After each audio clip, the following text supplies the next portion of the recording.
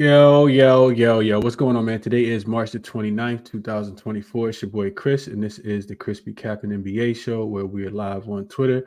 We're also live on YouTube as well. I just need to, all right, cool. I want to make sure I put myself in the corner. And we're going to jump into it for today, man. As I always ask, you guys hit the like button for me if you enjoy the show. If you're new, subscribe to the channel if you guys haven't already. If you're watching this on Twitter, check me out on X, check me out on YouTube, and vice versa as well, man. Make sure you subscribe to the channel so you guys do know when I go live, because the times do kind of vary. But appreciate everybody for tapping in as always. Grateful for the community that we're building. And we got a lot of games on the board for today, man. So we're going to jump right into it. I didn't have any official plays yesterday. Highly considered Boston first half. They lost the game outright. I think Boston's really taking their foot off the gas. To me, I watched that game last night against Atlanta, and defensively, they're not locked in right now, which makes sense, right? I think we saw this last year with Denver. When you get that close to locking up the number one seed, it makes sense that you kind of take your foot off the gas. And I think that's what's happening with Denver. Of course, the Pelicans won as dogs last night against the Milwaukee Bucks. And I talked about not trusting the Bucks on the road. Probably should have pulled the trigger with the Pelicans, but I wanted to see how they perform without Brandon Ingram, just a little bit bigger of a sample. So let's jump into it for today, man. Appreciate everybody for tapping in as always. Like I said, let's get to it. We got a lot of people in the chat already. What's up, Prolific? He says the Celtics are trash, Chris. What's up to my guy Justin in the chat? Tasha, good morning. Appreciate you for tapping in. She said Houston money line cash Wednesday night. You're right, Tasha. I had the +5 though. I did have the +5. Armstead, good morning. Rick, my guy. What's up, Eric? Appreciate you for tapping in. She as well. David says you are now tuned in to the hardest working man in sports betting. I don't know about that, David, but I tell you, I damn sure work hard. I will tell you that. And what's up, Lightbear? Appreciate you for tapping in as well. She says Denver is tired. Let's get it today, man. Let's get after it today. Before I start, I just want to say it feels like every team in the NBA is playing today. It's so many games. It's so much injury implications and injury news. And I'm gonna try to be pretty quick with the analysis, but I'm gonna also be thorough. If you guys know anything about me, you know I always try to be thorough and make sure I'm not missing anything when I'm looking into these games. So first game up is one that I actually do like. I like this game a lot. We got the Clippers. They'll be in Orlando tonight, laying 1.5 with a total of 210. And this line has moved just a tad bit. This line is, let me just get my notes up real quick. It opened as Clippers laying a point, and now you see a little bit of money come in on them in this spot. So, and the total came down. It opened at 212. It's down to 210.5 on some books. And I agree with the movement coming down as well. The reason why I don't really like the total as much is because the Clippers defense has been so bad over the last 2 weeks. So let's look at the Clippers. 1 day's rest, second of a 4-game road trip for them. And this team has not been great recently. 4-6 straight up, 2-8 against the spread. In their last 10 games, just 1-6. Let me close these blinds real quick. The sun's shining in. Just 1-6 are the Clippers in their last 7 games against the spread. So they haven't been covering spreads. Of course, they just came off a game against the Philadelphia 76ers where they probably should have lost outright. Kelly Oubre was fouled on that play on Wednesday night. So the refs might not give him as many calls in this game. That could potentially happen, right? On the Orlando side, and they didn't cover the spread. They just won the game by 1, but they were laying 6.5 in that spot. So now you get an Orlando team, also 1 day's rest. This is the 6th game of an 8-game homestand. The first leg of a back-to-back. They do get the Memphis Grizzlies tomorrow, but not too much of a look-ahead spot there. And they've lost a couple games in a row. I do think this is an Orlando Magic spot. So the Magic are 6-4 straight up and against the spread in their last 10. Back-to-back losses against the Sacramento Kings, who came in and beat them. They had 3 days off. Then they come back and they lose to the Golden State Warriors, who we're going to talk about the Warriors in a second. This team is a better one team. But they lost to Sacramento, lost to Golden State, and now you get them at home. Like I said, 6 game of an 8-game homestand. From a head-to-head perspective, the Clippers do typically play them well. They're 7-3 straight up, 6-4 against the spread in their last 10. You also get revenge for Orlando. Clippers beat them 118-102 in LA back on the 31st of October. So on Halloween night, they lost. They were laying 6.5 points, and they won that game by 16 points. This is not the same Orlando Magic team. Last 10 games between the two are 6-2-2 to the under, and the game that happened earlier this season did go over the 219.5. It might have been the second leg of a back-to-back for Orlando after playing against the Lakers. I wasn't didn't really look too deeply into that spot. Let's look at the X's and O's for this game because, like I said, this is one of my favorite games on the board, and I think it's going to be one of the more competitive games, especially two teams fighting, for playoff positioning. So X's and O's, starting with Orlando's offense versus the Clippers defense. You got a 17th rated offense for Orlando, which is about middle of the pack. But the Clippers, I talked about how bad their defense is, 29th in defensive efficiency. So the second worst defense over the last 2 weeks. All the numbers that I give you guys are going to be on the last 2 weeks. This Orlando team plus 11.4 in net rating versus a Clippers team that's a minus 5.3 in net rating over the last 2 weeks. And that's even with the Orlando Magic going on a 2-game losing streak. They're still number 4 in net rating over the last 2 weeks. Orlando, they do turn the ball over, which is what we talk about them doing a lot. So they do turn the ball over at the 10th highest rate, but the Clippers, they're bottom 10 in forcing turnovers. So Orlando should do a pretty good job of taking care of the basketball against a team that doesn't force a lot of turnovers. Orlando also, we know what they like to do on offense. Number 1 in rim frequency, 3rd in rim accuracy. So they putting their head down, getting to the rim. Zubac gonna need to really, play well in this game. Daniel Tice is gonna really have to play well. Clippers, 22nd in opponent rim frequency, so they're not stopping players from getting to the rim, but they are 9th in accuracy. So they've done a pretty good job over the last 2 weeks of that. The Clippers' main struggle typically have come from the 3-point line. So that's what it's gonna come down to in this game, in my opinion. Orlando, if they can make some corner threes, they should be fine. Last 2 weeks, they're 2nd in corner 3 frequency, but 24th in accuracy. You really need them to make some shots in this game.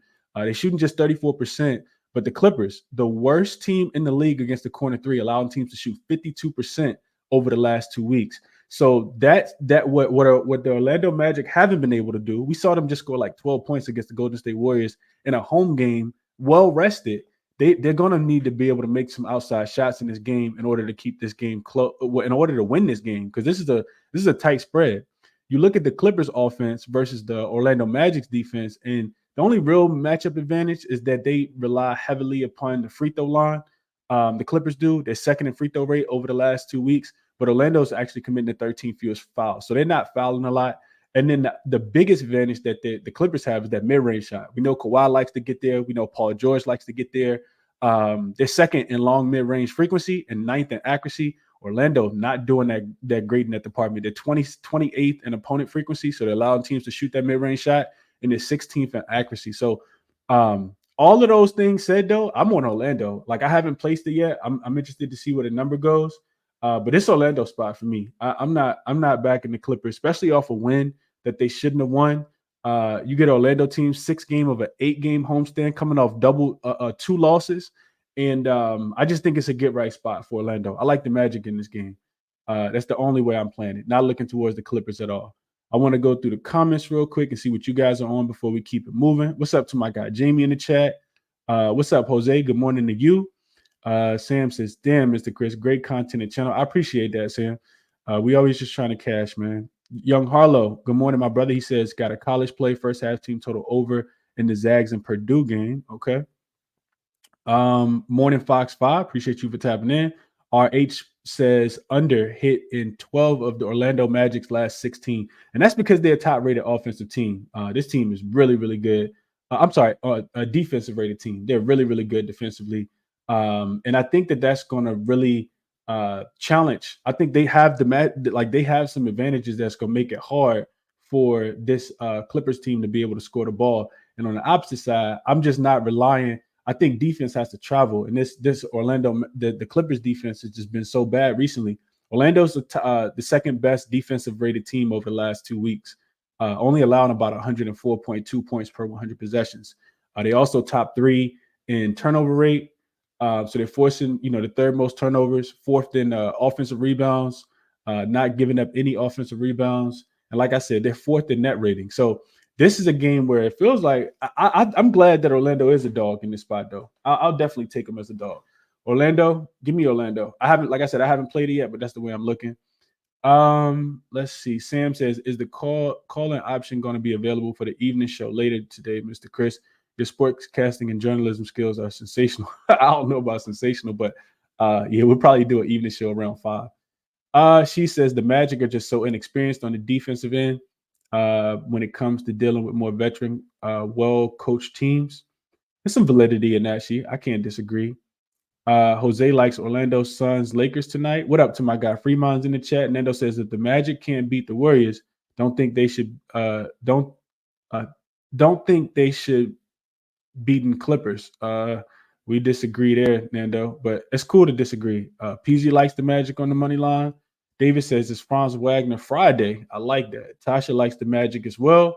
Rim says morning, bro. Paulo goes off. Could be, man. Troy says ChrisBeCappinn and coffee.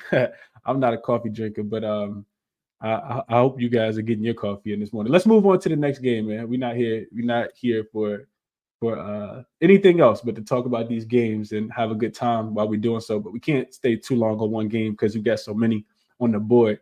So next game up, we got my Los Angeles Lakers. They will be in Indiana taking on this Pacers team. Game I won't spend too much time on because I really don't know about the status of Anthony Davis in this one. That's what really is interesting in this game. As you see the line move from 3 up to 3.5, and this line actually opened. I think it opened at 2 yesterday in favor of the Pacers. So LeBron James, of course, is questionable, which he will be until every single game into the playoffs, and probably into the playoffs as well.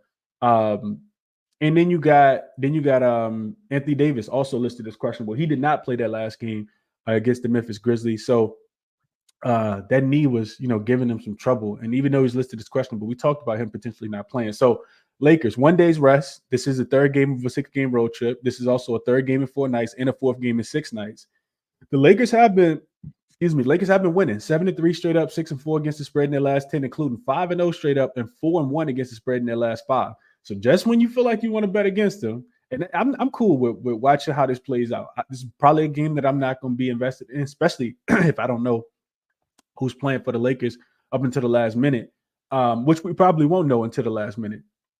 So I'll probably sit this one out. But I'll give you guys some thoughts. As road dogs this season, the Lakers haven't been profitable, just 9-13 straight up, 10-12, however, against the spread. So they have been covering numbers. If it's the third game in 4 nights and they're on the road and they're dogs, 2-5 straight up and 3-4 against the spread. So not too much to go with there.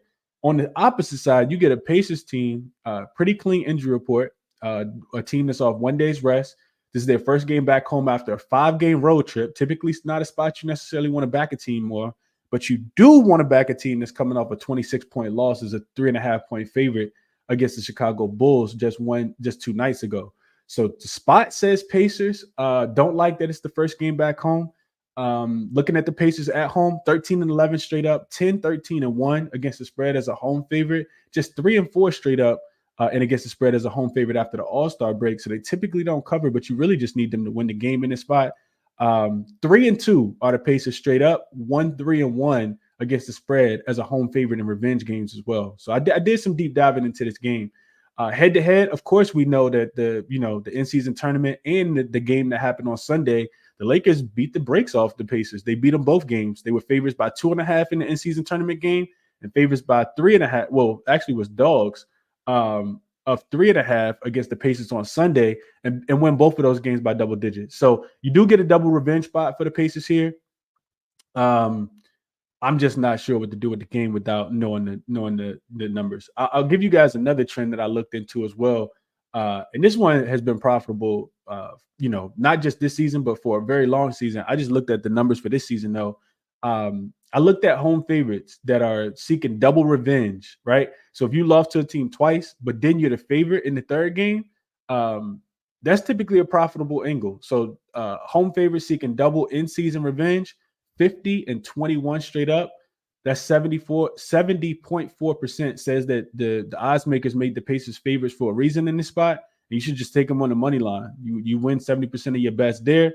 You also get a Pacers team that does well coming off a loss, right? 21-12 straight up this season, 20-11-2 against the spread after they've lost a game, which is 64.5%. That's a pretty profitable angle, and I think that's the best in the league. They're also 6-1 straight up and against the spread after the All-Star break coming off a loss. So it feels like a Pacers spot. Don't like that they're in their first game back home off a 5-game road trip. And when you think about this game from an X's and O's perspective, they haven't been able to slow this Lakers team down.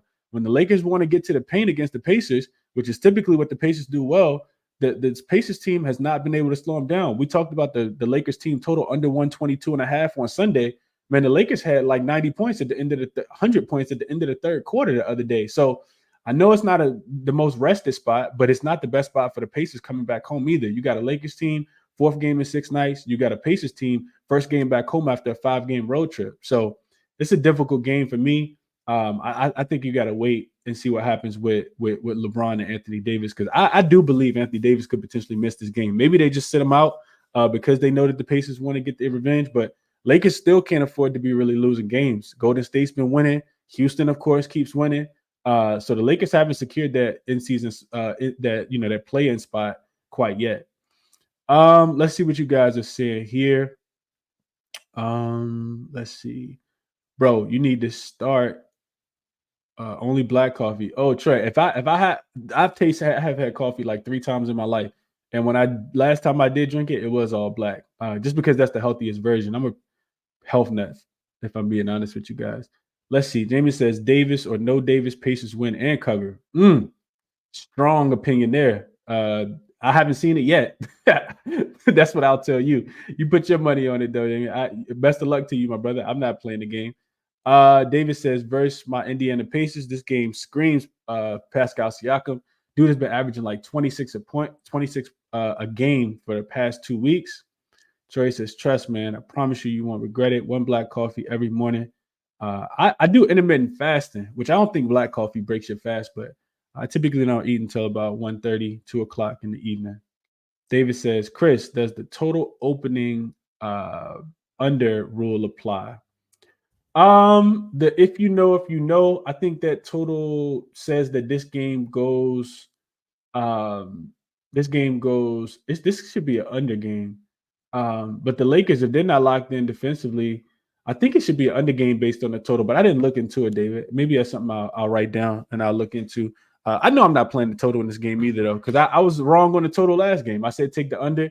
I mean, the Lakers scored more points than they had since Pistol Pete Maverick was playing basketball, man. I can't, and Jerry West and them guys, I can't get them right with a total. Lakers been going over. I will tell you that 8-2 to the over in their last 10 games are the Lakers. They are the number 1 rated offensive team, I think, the last 2 weeks as well. So no play on the total for me, but and I can't trust the Pacers defensively. That's what it really comes down to, especially against the Lakers. They just haven't been able to stop the Lakers.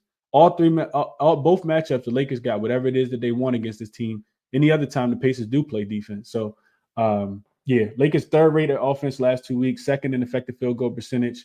I'm not playing the total. Not playing the total. Because you know I'm contrarian. I like to take unders. Nando says, we got Indy tickets. Let's cash Lakers +3. This could be right. Derek says, what Pacers team shows up tonight? Have to take the Lakers. Give me Bron and AD in a game Lakers need. Indy tried playing defense for a week, but it's back to basics we've done. I like this, Derek. Best of luck, man. Smokey says, I want to get there with the Pacers, but I've been so cursed with the Lakers all year. Yeah, I think you sit on the sideline, man. I'm not betting the game. Troy says Pacers and over. Good morning to my guy Leroy. Derek says Lakers sleepy spot. I just can't bet against LeBron and AD with this fraudulent Pacers defense. No idea what you're gonna get from this Pacers defense. Tasha says, what do you think on the team total over under? I think Pacers are like 122.5 and the Lakers are 119. Tasha, I don't like either. Honestly, I would need to look a little bit deeper before I gave you something. Malinsky special Lakers +3. So we got some Lakers love. Troy says total that open above 239 and close above 239 go over at a ridiculous rate. So Troy says over. Nando says we matched up great against the Pacers. We've beaten them again.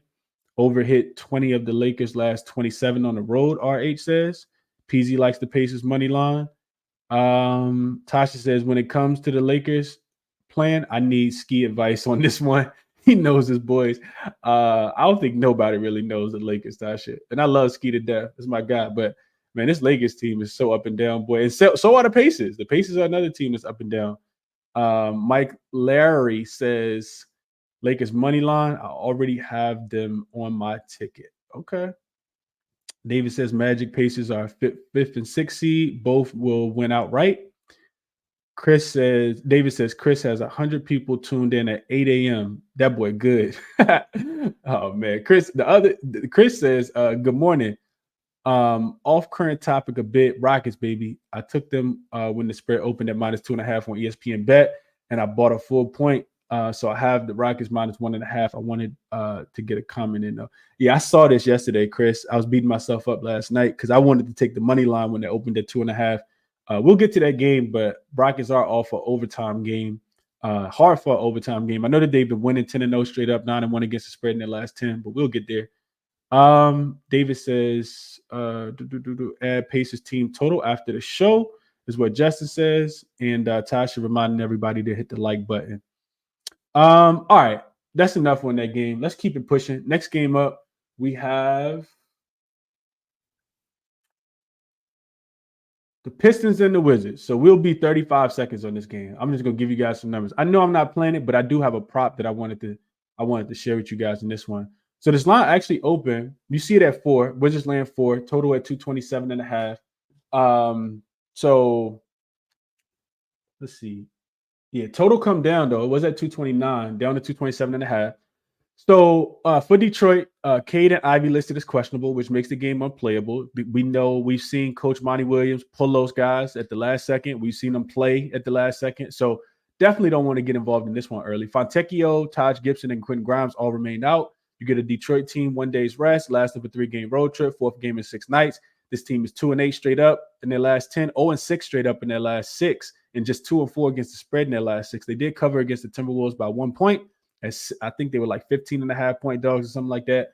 On the Wizards side, no Tyus Jones and no Rashawn Holmes. Both of those guys remain out. Kyle Kuzma, Deni Avdija, Corey Kispert, and Jordan Poole looks like they will be in. Jordan Poole has been running point guard, been playing point guard for this team, starting at point guard with no Tyus Jones as well. So second of a 5-game homestand for the Wizards. They're 4-6 straight up in their last 10. And against the spread. They are 3-1 straight up and against the spread in their last 4. We know that they have won 3 straight games and covered all 3 of them. And then I think they lost to the Nets, right? I think they lost, but they did cover the spread in that game as well. So from a head-to-head perspective, the Wizards have won 2 of the 3 matchups this season. They've covered 2 of the 3 spreads as well. And then from a total perspective, 2 of the 3 matchups this season have gone to the under. Detroit 8-2 to the under in their last 10. They haven't been able to score the ball. The Wizards 3-1 to the under in their last 4 as well. All that aside, man, I like Duren in this game. Duren should absolutely eat on the rebounds. Number was 11.5, and it was juice. -130. It is juice. -130 on Bet365. Simply put, man, Duren had 18, 19, and 18, 19, and 14 rebounds in the 3 matchups against the Wizards this season. I already told you guys they were without Rashawn Holmes, so you really just got Bagley down there playing center for this team. Minutes have been a little wonky. He's only been playing about 25 minutes over the last week or so since he came back with that. I think he was having back spasms. But this is something that I feel like Duren he could potentially get in the first half versus a Wizards team that's already down 1 center. So I like Duren rebounds in this spot a little bit more than anything else. Like I said, the number is juiced 11.5 at -130. But I gave you guys the numbers 18, 19, and 14 rebounds against this Wizards team that does not do a good job of rebounding the basketball. So that's the way I'm looking. Like I said, I'm not spending a lot of time on this game. Let's see what you guys are saying here. Light Bear says you don't want to bet against a very motivated LeBron. He's hella bent on avoiding the play-in game. Yeah, he also came out and said, he's going to be very strategic and smart about managing his health. And if it's a game that, feel like the Lakers can't win, might just sit it out. I thought the same thing about the Bucks game, that he thought that they weren't going to win that game, but they still found a way. But I kind of agree. I think you do have to find the motivation.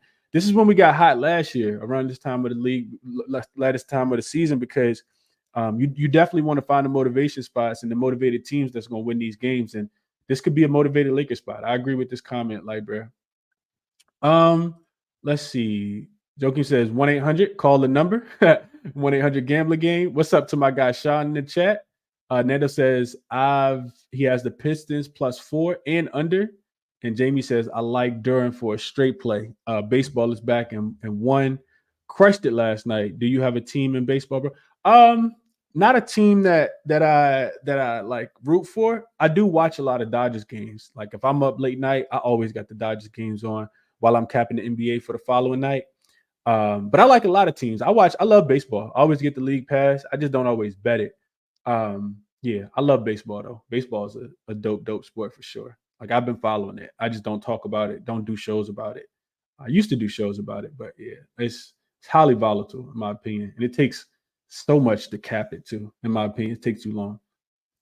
All right, so next game up, let's go to a game between the Warriors and the Charlotte Hornets today. So Warriors will be in Charlotte today. Steph gets to see his pops, gets to see his brother, who's done for the season. Probably exactly what he needed after Draymond had him crying on the floor the other day, and after getting ejected so early in that game. So for the Warriors, this line opened at I think it opened at 11, I want to say. Might have been even 10 and a half. And it's up to 12. So people still fading the Charlotte Hornets team, which I think that you should as well. I know that they're coming off a win as a 9.5 point dog, but I think the Warriors get them. I think the Warriors smoke them in the spot. I just don't know if I want to lay the 12. 12 seems like a big number. And I want to give you guys some thoughts after I break the game down. So for the Warriors, Kuminga didn't play in that last game. He's listed as questionable with the knee injury. You get a Golden State team that's just 1 day's rest, third game in 4 nights. Third game of a 4-game road trip, also a third game in 4 nights, and a fourth game in 6 nights. It's also a fifth game in 8 nights. So the Warriors have been playing a ton of games recently. They're 5-5 straight up and against the spread in their last 10. Back-to-back road wins, like good road wins against the Miami Heat and Orlando Magic. Charlotte team also off 1 day's rest, second of at least a 5-game homestand for them. They're coming off a 7-point win as a 9.5 point dog against the Cleveland Cavaliers the other night. And they're also just 5-9 against the spread after winning as a dog in the game before. So head to head, Golden State won the only matchup this season. They beat this Charlotte Hornets team 97-84. And as far as the total perspective, it hasn't moved a lot. It's actually coming up from 217.5 to 218.5 right now. But I got a lot of trends that actually point towards the under, maybe even a Charlotte team total under.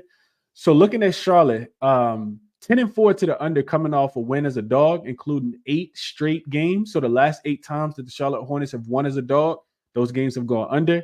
Golden State also 12-4 to the under as a road favorite, including 11-1 in their last 12 contests. So you get a Charlotte team that's had 8 straight unders after coming off a win as a dog, and you get a Golden State team that has 11 of their last 12 games go under as a road favorite this season. Those are very, very strong trends that don't make me look towards the over.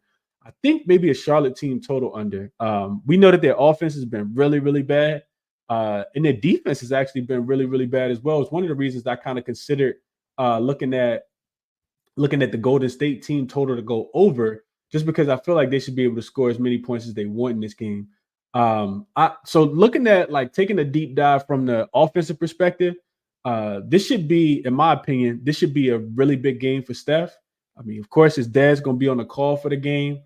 How much energy is this? The question I want to pose to you guys, and this is the way I think about the game. How much energy do the Golden State Warriors really want to exert in this game when they're in this, must-win spot every single night, and they don't necessarily need to win this game by double digits? The Golden State Warriors will play again on Sunday, so they get 1 day rest, and they go to San Antonio. Now they were just dogs, or very competitive games with a point spread of 3 or less in back-to-back games. And Steph Curry crying, for people who didn't get a chance to see this, Steph Curry having to wipe his face with his jersey after Draymond got ejected, and you see Coach Kerr patting him on his back, telling him everything gonna be all right, is a clear indication that the Golden State Warriors are a buy-on team. Like this, if you had a chance to watch the post-game interview, this team is adamant about winning games, and they absolutely do not want to get caught by the Houston Rockets. That was all I needed to see. So Golden State has to be a play on pretty much in almost every single spot this season for the rest of the season, because they know that the Rockets are right on their tail. The Rockets also got the Utah Jazz tonight, so they should definitely win. Golden State will need to keep pace. And I don't think that they're going to lose this game, but do they necessarily want to cover this big number? I'm curious to know what you guys think. getting back into the breakdown from an X's and O's perspective, I said big Steph game. Golden State shooting the 7th most above the break threes. Nearly 30% of the shots attempts were coming from above the break over the last 2 weeks. Charlotte, the 2nd worst at allowing that shot and the 3rd worst at defending it. So all those above the break threes, Steph, Clay, Pozinski, who else? Moody. Those guys should be able to knock down those shots today. Charlotte's pace just really scares me. We know that they play so slow. And that's one of the reasons why maybe just looking towards their team total under would be a better play than taking the Golden State team total over. But I do think that Golden State gets this team out of the way early. I think Charlotte will be happy with the win that they got against the Cleveland Cavaliers as a dog the other night. What do you guys think about this game? Let's see.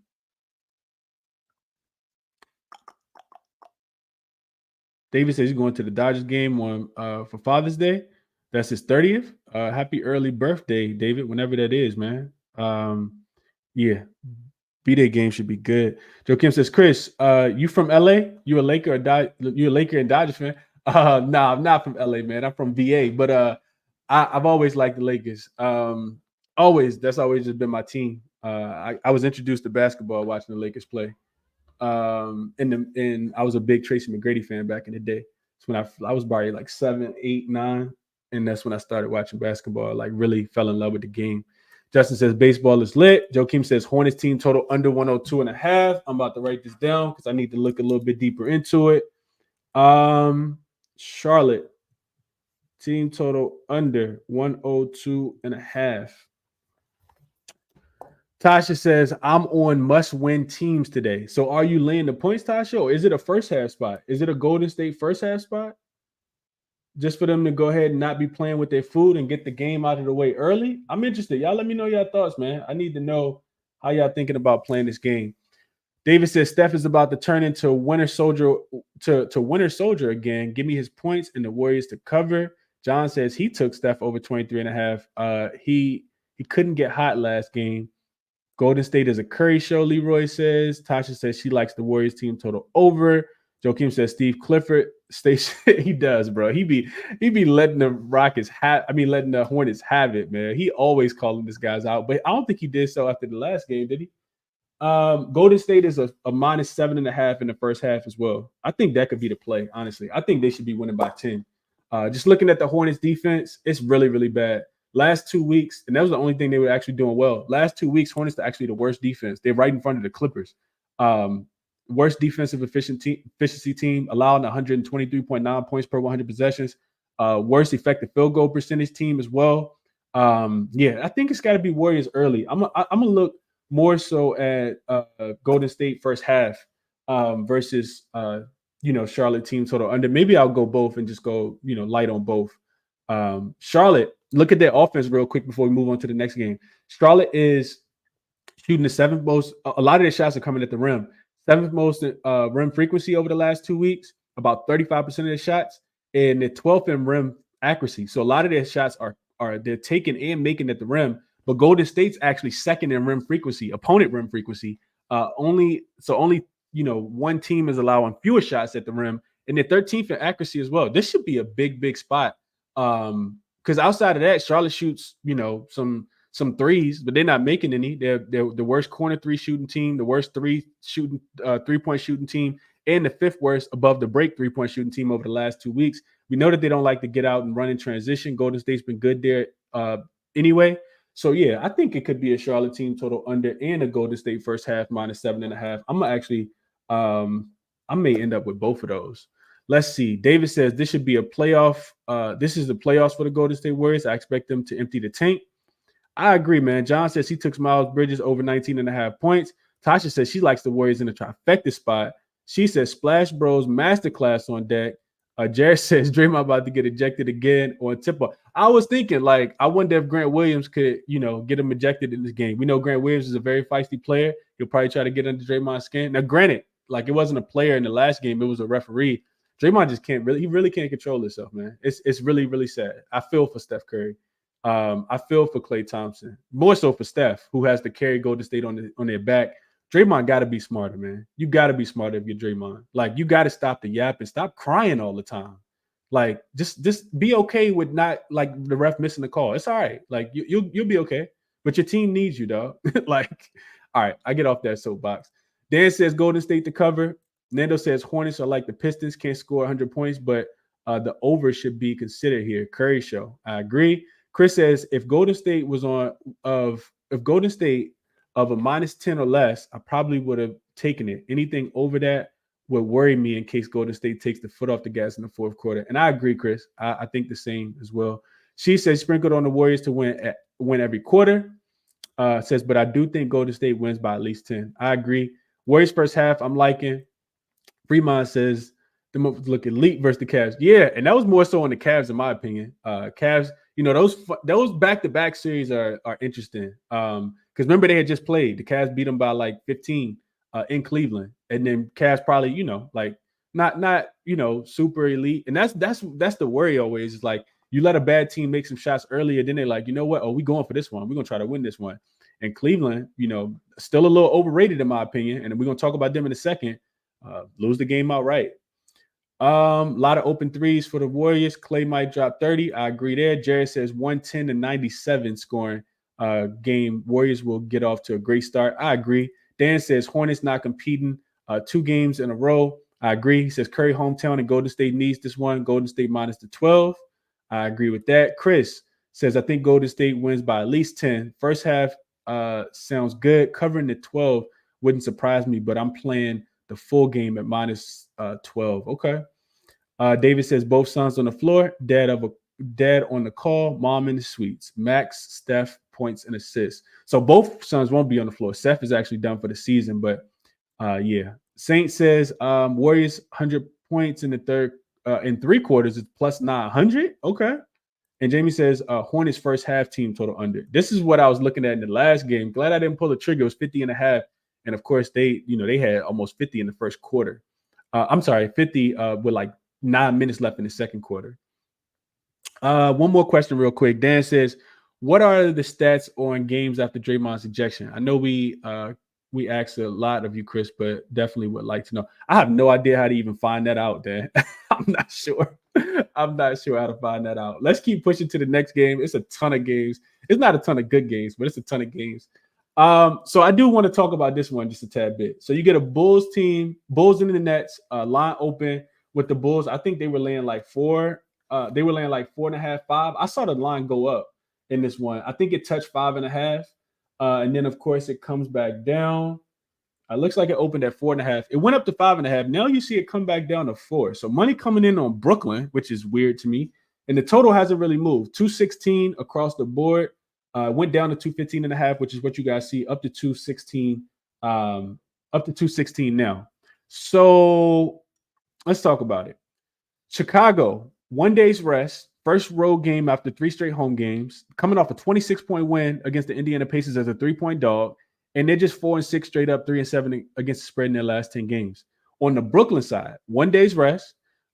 First game back home after a 4-game road trip. They played 9 of their last 10 games on the road. That's a super dead spot for this Brooklyn team. Back-to-back wins, but they did come against Toronto and Washington. I'm not sure how much stock I want to put in Toronto winning back-to-back games. They're just 3-7 straight up and against the spread in their last 10 games. From a head-to-head perspective, Brooklyn has won both matchups this season, and they've covered both spreads. So double revenge spot here for Chicago on the road. From a total perspective, 8-2 to the under in their last 10 head-to-head matchups. Both back-to-back unders for the Chicago Bulls as well.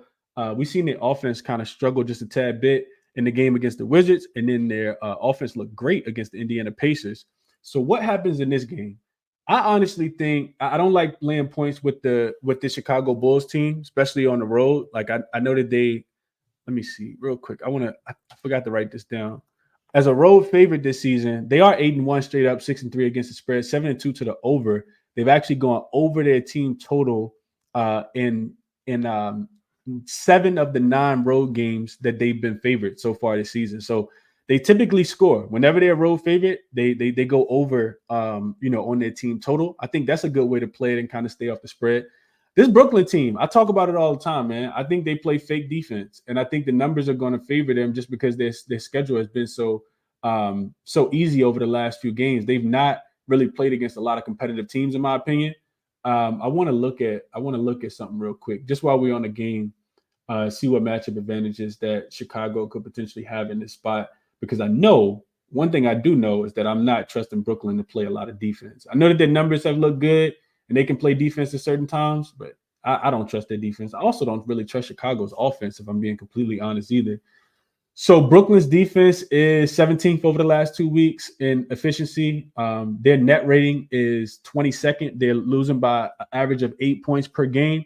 And the Chicago Bulls are actually a plus 4.5, which is exactly where you see this spread.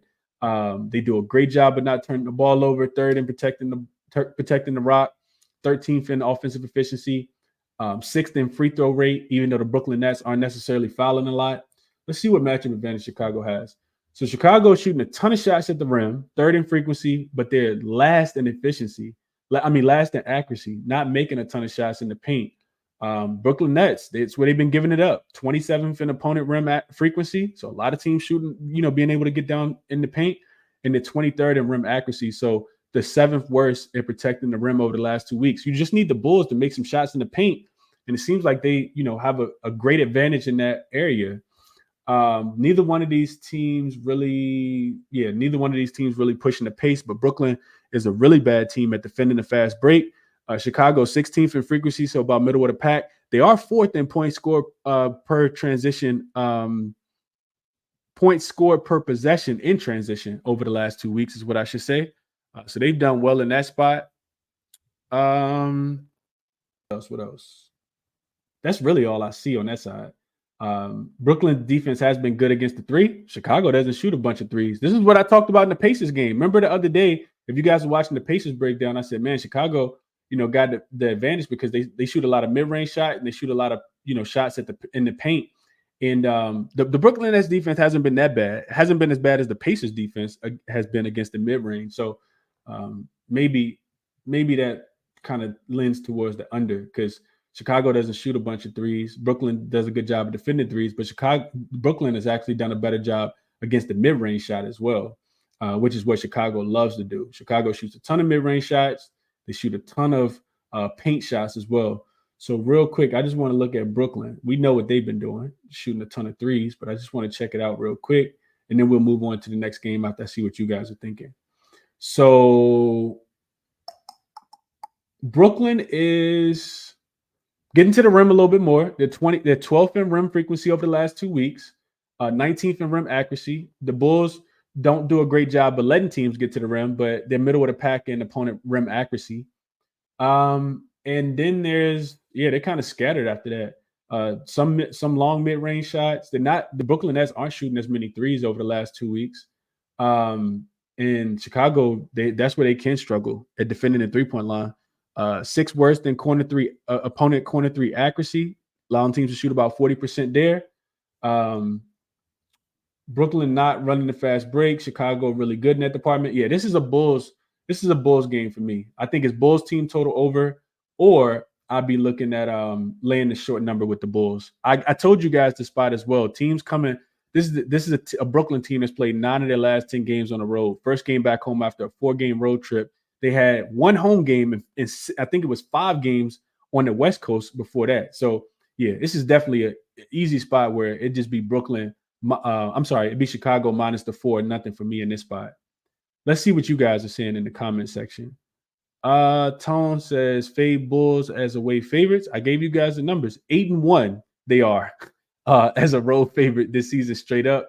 6-3 against the spread when they're a road favorite as well. They've actually covered 4 of their last 5. They didn't cover against the Jazz.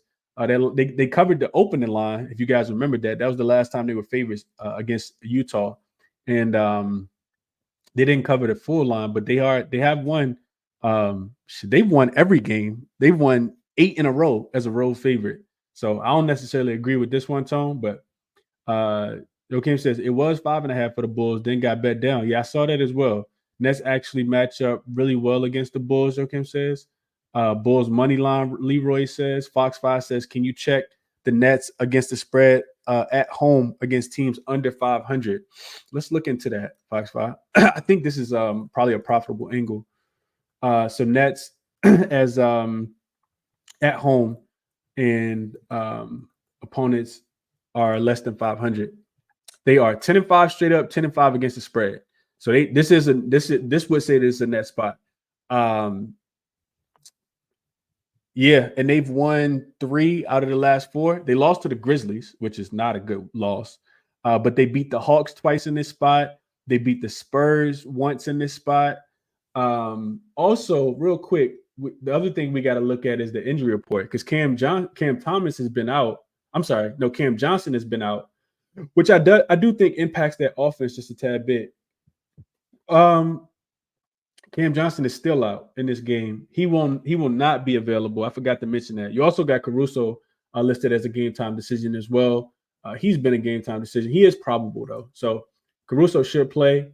I don't like the Brooklyn Nets offense without Cam Johnson though. I really, really don't. And I don't feel like I can trust the Nets. I just don't feel like I can trust the Nets. I really, really don't. I just want to look at their schedule real quick. Just to see who they've been playing in their most recent games. So they had the Bucks. They lost by 7. They had the Knicks. They got smoked by 12. And then, like I said, they beat the Raptors by 8, and they beat the Wizards by 3. And that is their last 4 games. They also had the Cavs. They won. That was a Sunday game. They lost to the Magic, lost to the Pacers, lost to the Spurs, lost to the Pelicans. So yeah, I still think I think the Bulls can win this game. I think they can cover the number as well. K Jack the Great says he likes the Bulls. Tone says Bulls already won a game for the week. Faith. Justin says Bulls money line and Miami Marlins money line parlay for the plus money on my card. Okay, little multi-sport parlay. Hope you cash it, Justin. Nando says took the Bulls money line and the Rockets at money line on Bet365 at plus 105. That's a really good look. I like this look a lot, Nando. I do think the Bulls win this game. And I do think that the Rockets, of course, win the game as well. We'll get there in a second. Jamie says, I can't trust my hometown Bulls for nothing, man, off this game. Sam says, can I reserve a spot to call in on the show? Yeah, you just go to Twitter and send me a request, and I'll pull you up. PJ, what's going on, my guy? He says, appreciate the content, Chris. I appreciate you for tapping in, PJ. Fox 5 says, Chris, can you check the Nets against the spread as underdogs at home against teams? Yeah, so let's look into this one. So same thing. We just adding that they're a home dog. And they are 2-2 straight up, 3-1 against the spread, Fox 5. 3-1 against the spread, losing by average of 2 points. 3-1 to the under with 3 straight unders in this spot as well. This is the Brooklyn Nets as a home dog against a team that has a losing record at the time of play. Yeah, so there you go. Joakim says, Bulls are terrible. By the way, Javonte Green is back. He came back and fit in seamlessly. Yeah, they need Javonte Green. That's a big one. Nando says, Nets trash, but think they can cover here. Checking attendance. Hit the like button. Appreciate that, Dan. Chris says, the Bulls line is reminding me of the Magic versus Warriors line the other day when I had the Magic. It went up to 6. Now come back down to 3.5. And that worries me a bit because I like the Bulls to win. Yeah, I agree. He says, hoping the money line comes down a bit, and I will go Bulls money line. If not, I will add the Bulls to a money line parlay with maybe the Magic or the Rockets. Yeah, okay. Tone says, let's put it like this. If the Nets beat the Bulls, would you be surprised? I wouldn't be surprised, so I'll pass. Brooklyn probably wins the first quarter, second quarter, and first half. Tasha says she's on Chicago. Yeah, I can't. It's a bad spot, Tone. That's what it really is for me in this game. If I have my notes up, which I kind of do, this is a shout out to my guy RC. Something that he taught me a while ago is that you fade these teams that's played at least 8 of their last 10 games on the road. I didn't even look at the trend, but I'll tell you guys real quick what it is. So if you've had to travel like a lot of travel over your last 10 games, it typically doesn't bode well for you. So teams that have played 8 of their last 10 games on the road since the 2019 season, 102, 161, and 1. So that says that if you fade those teams, you're hitting 61.2% of your bets. And that would say to fade the Nets here. Today, it would say fade the Nets again on Sunday, and fade the Suns on April the 1st when they play against the Pelicans as well. So last few games, it looks like it has been profitable. Nets failed to cover against the Wizards. They were in this spot. They beat the Raptors, but I mean everybody's doing that. So yeah, this is a profitable spot long term to fade these teams on the 8th game and if they play 8 of their last 10 games on the road, Tone. But yeah, play whatever it is that you love, my brother. She says I parlayed Vucevic double with Golden State money line and Harden to get 7 assists at plus 100. He said I'm on Pavado, so the prices are terrible. Saint says what you using for research? Understand if you answer late. So I'll go through the resources at the end, Saint. But this is Killer Sports, where I have like a sports query data language database. So I typically use that, but it'll be in the description when we get there. Eric says got Bulls at -2.5 yesterday. That's a great number. Chris says Bulls win a lot of road games, like by 2, 3, or 4. Just saying, it's close. I agree. We know that they play a lot of clutch time games. So I definitely agree there. Next team total undertone says, yeah, I would say so, especially if Chicago struggles to score. We know that they can rely on their defense. You just need the Brooklyn Nets not to get hot from 3, and Chicago to play a little bit of defense in the paint. David says, Chris, you've convinced me to play so many tickets tonight. I love you, bro. I'm not trying to convince you because I haven't placed a bet yet, but I'll go through the ones that I absolutely love in a second. Nando says, bullshit, win a close one. I agree. What's up, Free Sauce? Appreciate you for tapping in.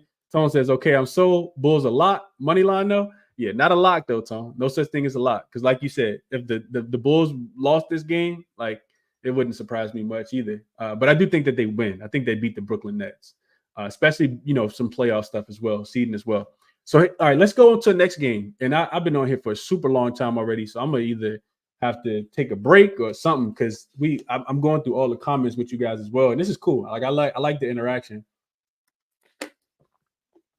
But this is super long.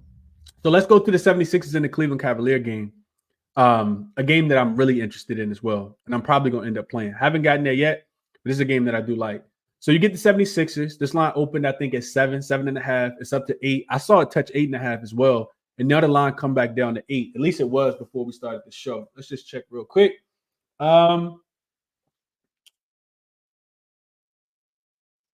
Yeah, still at 8 right now. It's some 7.5s out there as well. So let's go to the notes. All right. So this is a game that Donovan Mitchell is listed as questionable for, I want to say. Let me just double check that. Donovan Mitchell is he's a game time decision, questionable with that nose injury that he sustained when he got hit by Tristan Thompson in the game against the Rockets. And I think it's like a leg injury too, a knee injury or whatever. You also got Darius Garland listed as questionable in this game. He's listed as probable, so he's probably going to play, dealing with a right ankle sprain. And then, of course, there is still no Dean Wade. He's listed as out. But you do have Max Strus back. On the Philly side, they're going to have everybody that they've been having. Just no Covington, no Embiid, no DeAnthony Milton. This is a game that I'm kind of interested in. So let's break it down. Philly, 1 day's rest, first of a 2-game road trip. They're coming off the 1-point loss that Oubre was fouled on against the Clippers, where they should have won.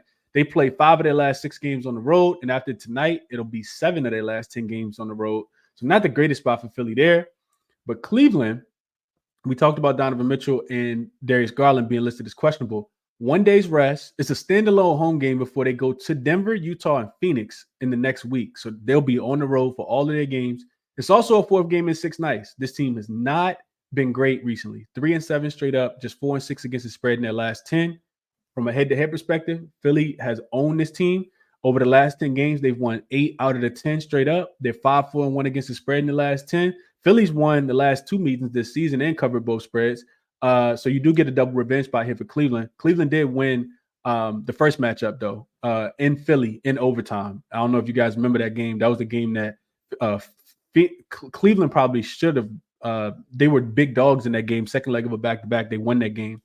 Totals are 2-1 to the over this season. Philly, 7-2-1 to the under in their last 10. They've been playing some really good defense. Cleveland, 7-3 to the over in their last 10. They have not been playing any defense at all. From an X's and O's perspective, Philly, they have advantages from the above the break 3. They shoot a ton of their shots there, a shot that they're shooting at the 11th highest rate over the last 2 weeks, and Cleveland not defending it well, allowing teams to shoot about 38% from over the past 2 weeks from the above the break three. Philly also has been pushing the pace. They're sixth in transition frequency, second in points scored in transition as well. And Cleveland, bottom 10 in points allowed via the transition bucket. And you also get a Philly team that's been much better, in my opinion, just in general. And just because Donovan Mitchell is coming back in this game, I don't think that the line should be at 8 in a game that I think should be closely contested. Philly also didn't get any calls in that last game. I wouldn't say any calls, but I feel like the refs missed a few calls outside of the one with Kelly Oubre. So they could potentially get a better whistle here. Philly's been the better offensive team over the last 2 games. They've been over the last 2 weeks. They've also been the much better defensive team. I think that this is a game where Philly's defense is impressive to me. Like I watched this team kind of be able to stick around and hang in some games. And I'm not trusting Cleveland defensively, even though they're starting to get a little healthy. I think they're gonna have to show it to me a little bit. So I like Philly in this spot plus the 8.5. I do think that if we wait though, we can get a better number because Garland he'll be listed to play, even though he's listed as probable. Garland will play in this game, and I do think that Donovan Mitchell comes back as well. And if that happens, you could potentially get a 9. Once Donovan Mitchell is absolutely ruled in. And then I like Philly. I think first game back, Donovan Mitchell could potentially struggle just a tad bit. And their defense has been keeping them in games. We see them slow the Clippers down. And I'm not trusting Cleveland defensively. Like I said, Philly's been the much better defensive team. So give me Philly plus the points in this game. Only way I'm looking to play it. Let's see what you guys are seeing in this one. Tone says, appreciate what you're doing, my brother. All the way from the Bahamas. I appreciate that, Tone. I was out there last year, man. Bahamas are nice. Love it out there. Nando says Philly plus the 8 for him. Jermaine says tuned in. Need that Friday cash. I'm going to opposite of what's supposed to be 100. Okay. Joakim says Sixers got F'd by the refs. Should be more lenient with the whistle towards them. Cavs overvalued, but Donovan Mitchell coming back possibly. I don't fade Cavs at home with Donovan Mitchell back. Lean towards the under 212.5. Y'all give me 1 second. My son just spoke.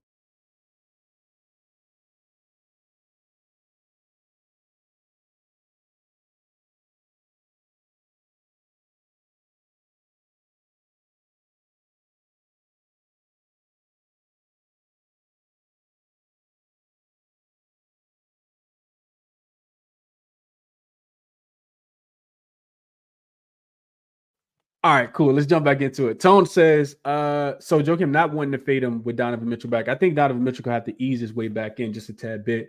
How many straight games did Donovan Mitchell miss? He missed 6 straight games due to that knee and that nose injury. So I think it could be, and I mean it's a really good defense on the other side too. Tone says Philly's been on a crazy run, which makes me scared to take the +8 tonight. But in an expected low-scoring game, how can you not take Philly with 8 points, which ironically makes me think Cavs cover? I don't think so, man. I just don't think so. I know Cleveland probably want to get that bad taste out of their mouth. Anytime you go on the road and you're favored to win by 9-10 points and you lose, it's typically a bounce back spot. But I can't lay it with Cleveland right now. Dan says Philly +8, definitely the right call. Nando says, okay, taking the 9 when it's available. This is a J money spot. Okay, the refs owe Philly a game. Yeah, the refs do owe Philly a game. I don't know if they win, but I definitely think that they cover. 8 seems like a tad bit too many points. And if it closes at 8, I'll take the 8. Like I'm cool with taking the 8 here in this Philly spot. This is one of my top looks. Orlando plus the 1.5 and Cleveland plus the 8.5 or 9, whatever number we get. Probably my 2 favorite spots on the board today. At least from what I've been able to kind of handicap so far. Let's see. Chris says Sixers +8 or better for me. I will be searching for this one throughout the day. I agree. Justin says Cleveland just lost to Charlotte off this game. I did see that too. Which let's look into that real quick. Let's look at Cleveland off a loss as a favorite.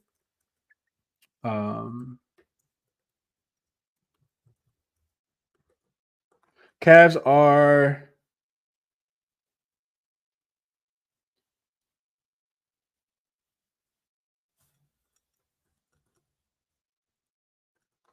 See if I can get it to populate. Cavs are Still loading.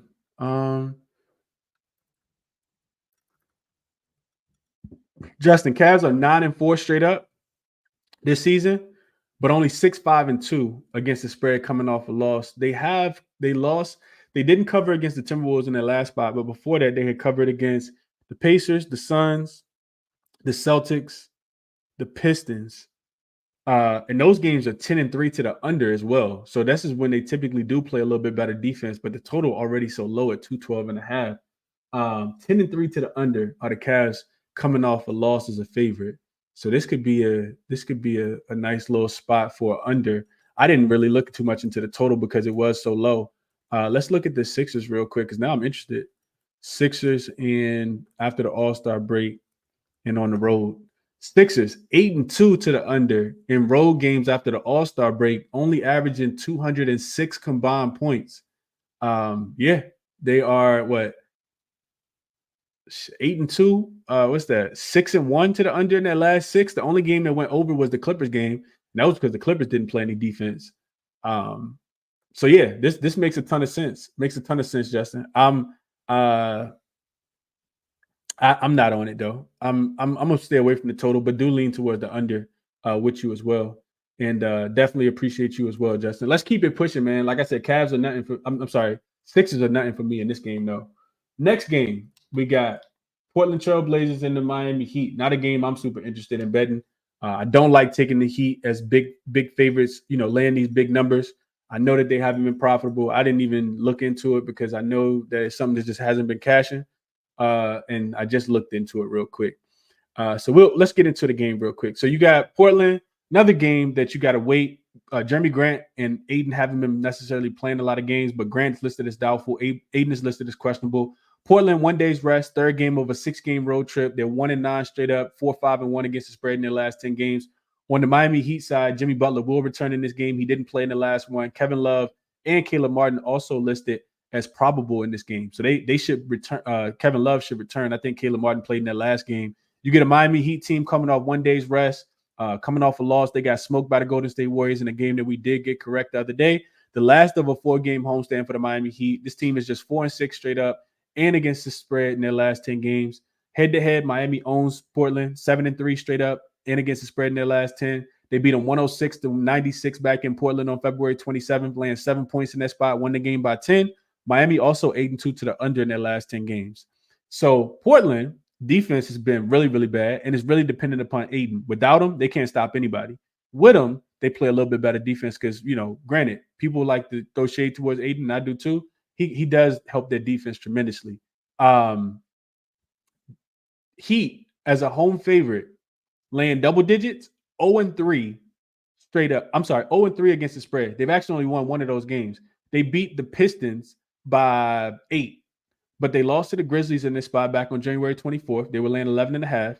They lost to the Wizards in this spot on March the 10th, so about little over 2 weeks ago. Lost that game 108-110.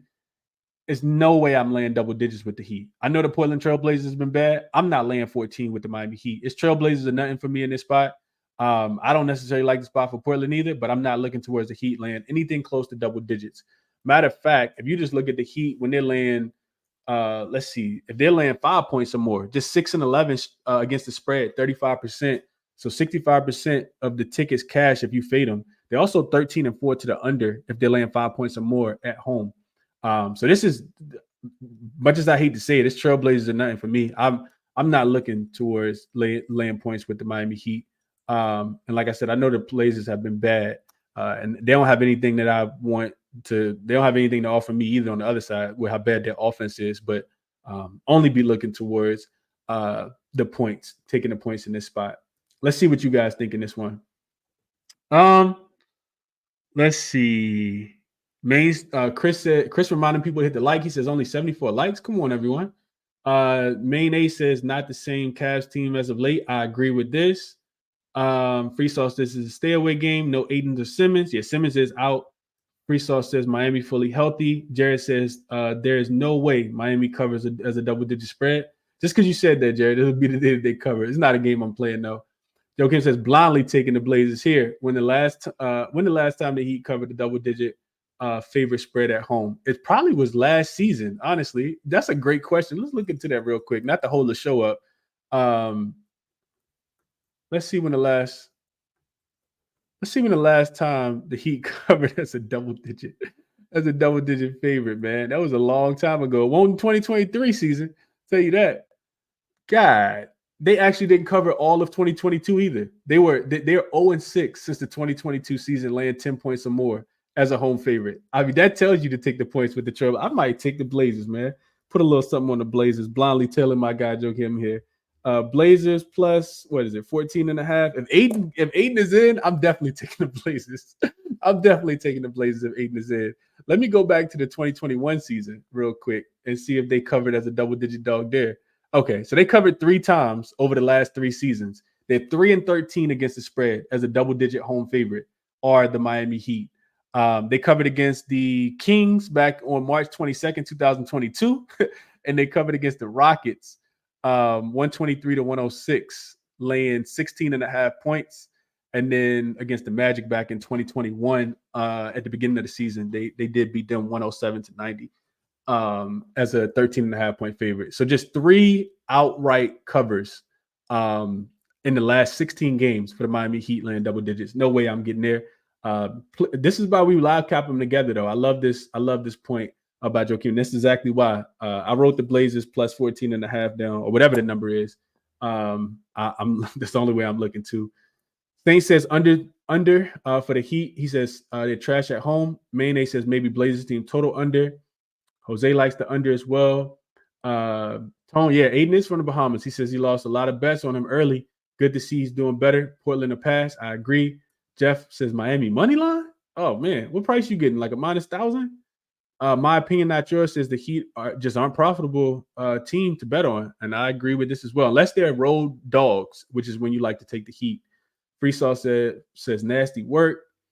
Joakim says, I don't say the L word often, but this may be a lock. That'll make me not bet it, Joakim. I'm super superstitious like that. BG Platinum says, this ain't the same Heat team. They're not pulling that Cinderella card this year, and I would agree. I think the injuries have really caught up to them.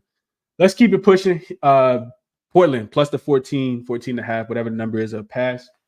Let's go to this game. We got an interesting one between the Phoenix Suns, who will be in OKC. This Phoenix Suns team just took my money. I was on Denver first half. Also had Denver in the money line parlay. No Jamal Murray, no bueno. So now it's crazy because I don't know if I was paying attention. I capped this game yesterday during the day, and I said, man, this looked like a Phoenix spot. And Phoenix was actually open the game as 3.5 point dogs. Then the news came out the SGA is listed as doubtful, and it went down to 1 immediately. Went down to 1.5, 1. Some books locked it up. I go to sleep last night. I see that they shifted to the favorite. They're 1 point favorites, and now they're 2.5 point favorites. And I think that the line's gonna probably come back down.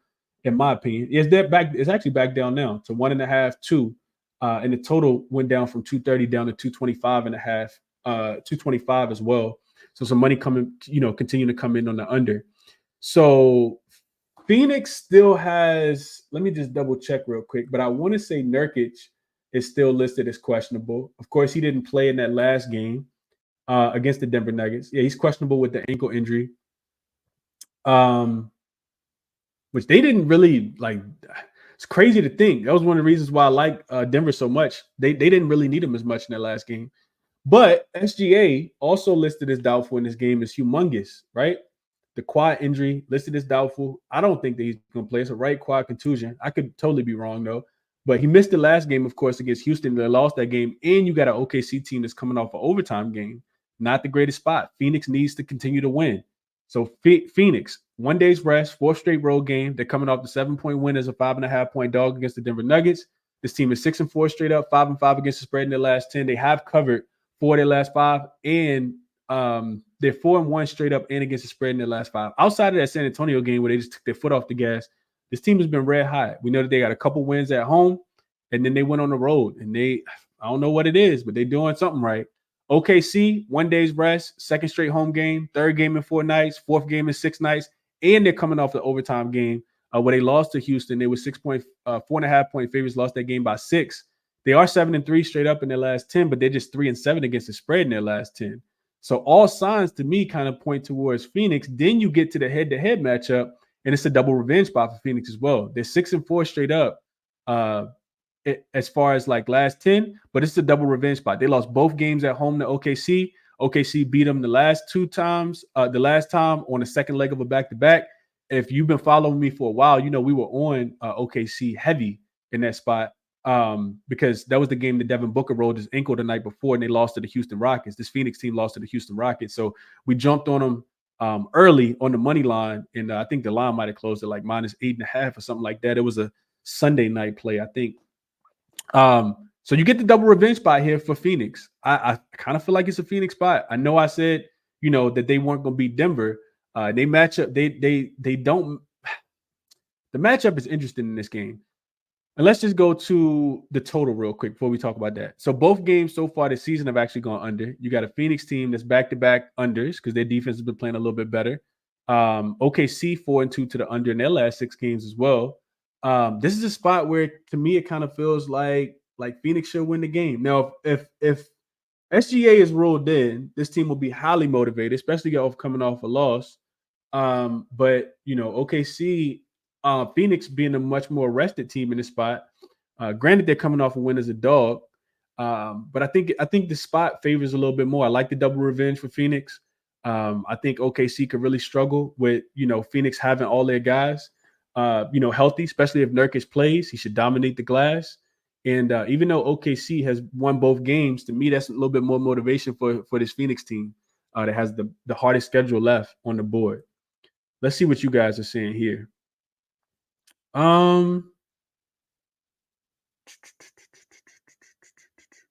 SGA is not officially ruled out. He's doubtful, 77 figures. Jose says Suns today, especially if SGA is out. Jared says we need the ISO King in this one. Talking about Devin Booker, or are you talking about Kevin? Got to be Kevin Durant if you're talking about a king. So King says this Thunder team is still game without SGA. That Rockets game was wild, even though they did lose. Definitely lean Suns either money line or -2.5, but it's not as easy as it looks. I agree with this. It's one of the reasons why I didn't play it. Chris says pass for him. Too many better games available to wager on. Would lean Blazers if I had a free bet. It'll be a smaller bet if I do bet the Blazers, but I agree with this. Tone says if Nurkic plays against OKC, if he plays, OKC gets smoked. He says OKC also, I love to fade OKC. They are opposers. Okay, they're not winners. Okay. Joakim says that Isaiah Joe dunk was nasty. Rest in peace to Jeff Green. Nando says OKC my favorite 2024 team, but I think the Suns get it done here. Free Sauce likes Jalen Williams over his assist at 5.5. Sosa says, I know this is not a baseball stream, but do you bet baseball? Not frequently, man. Every now and then I'll dabble, but not a big baseball guy. I love watching it, but I don't bet it. Giddy over 14.5 points. Free Sauce says. Free Sauce also says Suns spread -2.5. 77 figures says Rockets scored at will against OKC. Susan should score. Who is Susan? Definitely definitely will wait on SGA news. I agree there. And Jose says, are you going to talk about the Knicks this morning? I am going to talk about the Knicks. We'll get to that game. 77 figures says Rockets scored against OKC. Suns should score. We'll wait on SGA. What's up to my guy Jose? Appreciate you for tapping in, Jose. All right. So don't sound like you guys got strong opinions. I do think the SGA news is warranted, though. I honestly don't think he's going to play. I think he's going to sit this one out. It's a big game for him, but I don't know. I don't know, because looking at the standings in the Western Conference, if we look at the standings real quick, let me just pull them up real quick. They still have a chance to win the number 1 seed, but I told you guys a couple weeks ago I thought Denver was going to win. The number 1 seed. OKC just lost the other day. Denver also lost the other day, so still opportunity. Denver is a half a game in front of the Minnesota Timberwolves and the Oklahoma City Thunder. So yeah, I mean, they're still really locked in. All 3 of these teams. Denver has been the better team. They've won 8 of their last 10. Minnesota, OKC has won 7 of their last 10. So this is a really, really difficult game to handicap. Phoenix needs to win too, though. They're only a half a game in front of Sacramento for the last spot in the play-in. And Phoenix could potentially still get out of the play-in tournament if Dallas loses tonight. If Dallas loses tonight, then Phoenix could potentially move up to 6 if they win this game and be out of the play-in. So Phoenix still got a lot to play for as well. Let's keep it pushing though, man. Lakers in the hold on, what? We already talked about Lakers and the Pacers. I'm not sure where that popped up. Let's go Knicks and the Spurs. 9.5 is the number in favor of the New York Knickerbockers. Total come down from 216 down to 211.5. And that makes a ton of sense. Probably wish I would have gotten there with the total to go under, but I did not. Hadn't handicapped the game enough. So this line actually opened at 10 yesterday. So some money's come in on San Antonio to at least keep it close. And like I said, the total dropped already. So Knicks, 1 day's rest is the last of a 2-game road trip. They beat the brakes off of the Toronto Raptors the other day. We did cash with the -7.5 in the first half. They got a big game coming up against OKC on Sunday. The Knicks have been red hot lately too. 8-2 straight up, 7-2-1 against the spread in their last 10. You get a San Antonio team that's also coming off 1 day's rest, short travel. Not short travel, but they traveled to Utah, beat that Utah team as a dog. And they actually are 4-2 against the spread in their last 6, and they have back-to-back wins as dogs against the Utah Jazz, and they beat the Phoenix Suns. We got to remember they beat the Phoenix Suns right before that as well. From a head-to-head perspective, the Knicks did beat them 126-105. They were laying 9 points back on November 8th at Madison Square Garden. So this was a game that feels a little difficult. I think the under is probably the better play. San Antonio has been kind of flying underneath the radar just a tad bit. And we know that they can be extremely volatile, right? Like you get a San Antonio Spurs team that comes out and wins as a dog. Then you get a San Antonio team, the first team that played against the Phoenix Suns, where they look like a shell of themselves. And real quick, I just want to look at their offense real quick while we're on this game to see if San Antonio should be able to score against the Knicks. We know that the Knicks defense has been top notch. I think they're either number 1 or number 2 defensively in pretty much every category over the last 2 weeks. Actually not. They're 8th in defensive efficiency, allowing about 109 points per 100 possessions. San Antonio's offense is actually the third worst over the last 2 weeks, but San Antonio's defense is actually 9th. So that's why you see the total start to come down. San Antonio only giving up about 110 points per 100 possessions. San Antonio is a -5 in net rating. So they're losing by about 5 points per game over the last 2 weeks. And the New York Knicks are plus 14.6 in net rating, which is actually the second best behind the Houston Rockets. So they have been winning. And like I said, they've been covering 7-2-1 against the spread in their last 6-3-1 against the spread in their last 10 games. From a San Antonio offensive perspective, they're shooting a bunch of shots at the rim, 4th in rim frequency, but they're not making a ton. They're actually shooting the 4th most shots, but the 4th worst percentage. They're also shooting a bunch of corner threes, 7th in corner 3 frequency, making about middle of the pack, 15th, shooting about 39% from the corner 3. The Knicks defense has been pretty solid there, 14th in frequency and opponent frequency from the corner 3, 17th in opponent rim accuracy. And that's really it, right? That's it. This team isn't really scoring a lot. San Antonio isn't scoring a lot of points. They are first in transition, right? They're getting out, running on the break. That's in frequency, 13th in points scored per 100 possessions in transition. But the Knicks have been so solid defensively against the fast break. 3rd in frequency, so they're limiting opponents from getting out and running. 2nd in points allowed per 100 possessions in transition, and 2nd in points allowed per play in transition as well. So maybe a San Antonio team total under. I don't think that they're going to be able to score. I think their accuracy, which was at the 4th worst rate, continues because the Knicks are 2nd in opponent accuracy at the rim. And now you get Mitchell Robinson back to go down there with Isaiah Hartenstein and Josh Hart. Maybe a San Antonio team total under in this spot, just to kind of stay away from everything else. Maybe I'll look a little bit more into that. That's what I wanted to look at, but I wanted to kind of talk it out with you guys and see what you guys were thinking as well. Everything to me, that kind of lines up here. Not even looking at the Knicks to score, which we know that they can, but like I said, San Antonio's defense has been top 10 as well, which is something that you typically don't see too much of. Let's just real quick. You guys bear with me. I want to look at San Antonio's offense. I'm sorry, the Knicks offense. So Knicks, fourth in offensive efficiency over the last 2 weeks, eighth in effective field goal percentage, the number one offensive rebounding team. But San Antonio is actually allowing the fewest offensive rebounds over the last 2 weeks. That's interesting. Damn, okay. And the Spurs, like I said, ninth in defensive efficiency. They are 20th in opponent effective field goal percentage, not forcing too many turnovers. And they're also not fouling a lot. The Knicks also not getting to the free throw line a lot, which makes sense because I think the Knicks were shooting a bunch of jump shots. So looking at shot zones, the Knicks frequent the paint a lot. They're fourth in accuracy, second in paint, fourth in frequency, second in paint accuracy. And then after that, they're shooting a bunch of shots from the corner three, which the Spurs have been pretty good at. Knicks actually shooting the most corner threes in the NBA, which makes sense, man. Dante DiVincenzo, guys like McBride off the bench, Josh Hart, a lot of these guys are just letting them go.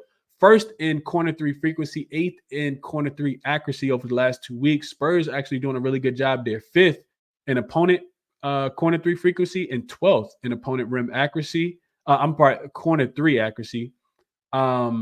Knicks shooting the second most threes, ninth best percentage. Spurs second in limited threes, and also, but just 20th in opponent 3-point percentage. So this should be an under type spot. To me, it feels like Knicks grabbing the most rebounds in the half court.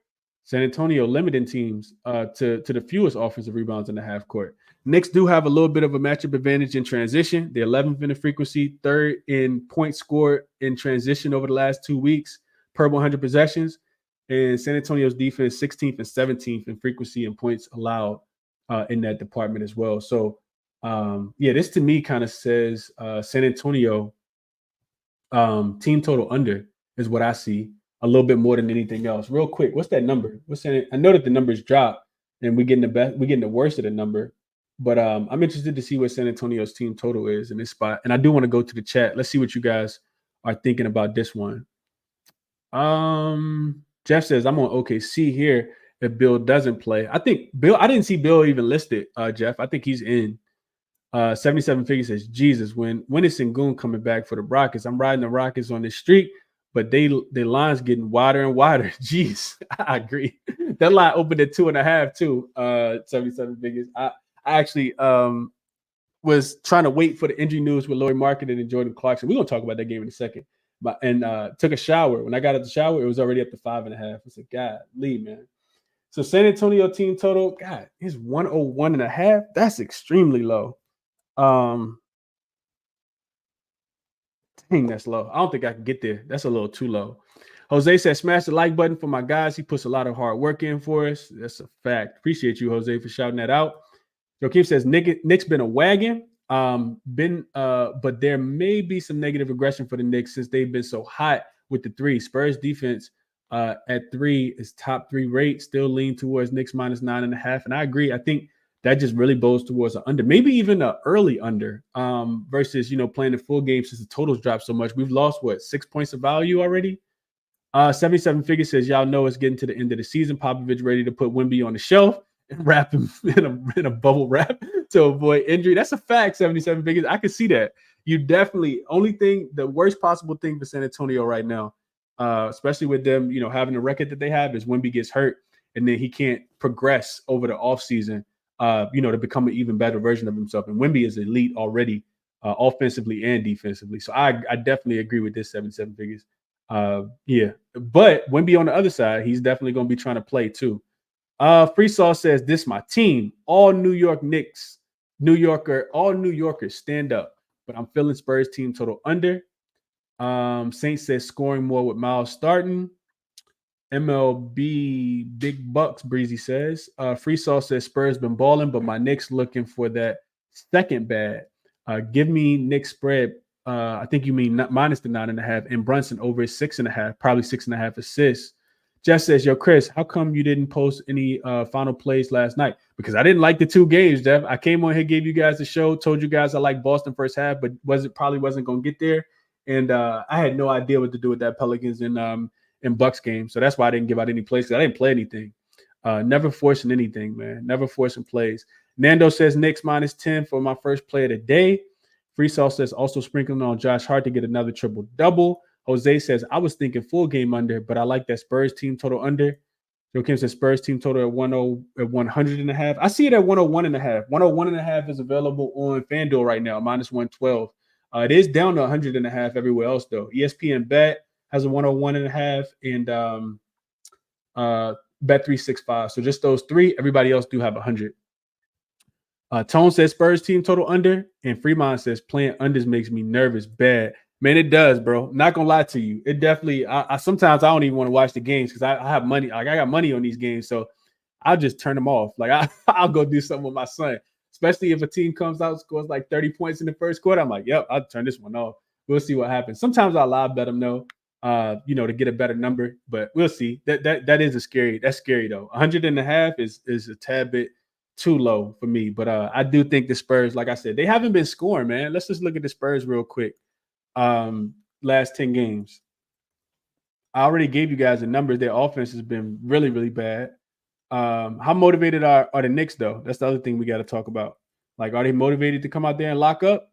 Because they won against the Toronto Raptors, and we saw what Toronto did. Toronto went over their team total, and we failed to cover that bet because of them. 3-15. So last 7 games, the Spurs scored 106 against the Nuggets. They scored 122 against the Nets. We were on the Spurs in that spot. That game did go to overtime as well. They scored 107 against the Mavs, 97 against the Grizzlies, 106 against the Spurs. 106 against the Suns, 104 against the Suns, and they just went to Utah and scored 118. But probably 10 of us at the chat probably could score 100, at least 102 against that Utah Jazz defense, which has been so bad. I'll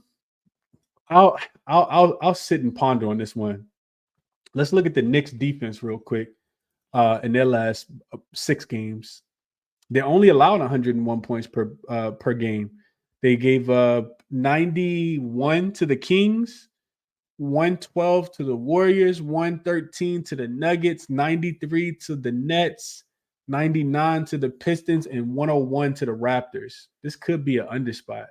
Let's look at the Knicks as road favorites, laying double digits.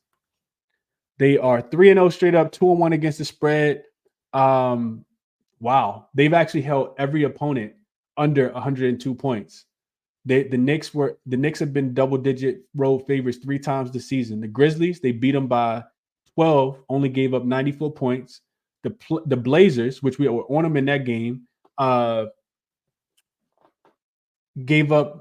that game by 12, gave up just 93 points. And the Raptors, the last game that just happened, 145 to 101.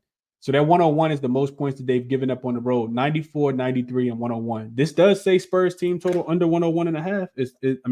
It's making sense. It's definitely making sense. One more thing real quick. Just look at the Spurs as home dogs and as double-digit home dogs. See how many points they're averaging. See, this does not bode well. Spurs at home as a double-digit home dog, they're averaging 111 points. 5-2 to the under, though. They scored 104 against the Suns, 106 against the Suns, 132 against the Thunder, 101 against the Cavs, 113 against the Timberwolves, 121 against the Bucks, and 101 against the Celtics. So they've actually gone over this 101.5 in 3, 4, 5 of the 7 games. The Cavs held them under, and the Celtics held them under. I think the Knicks should be able to do it too, though. Suns not a defensive team. Thunder, I don't know what the Thunder were doing on that game. Yeah, I don't know, man. I don't know. It just seems a little bit too low for me. Let's see what you guys are saying before we move on to the next one.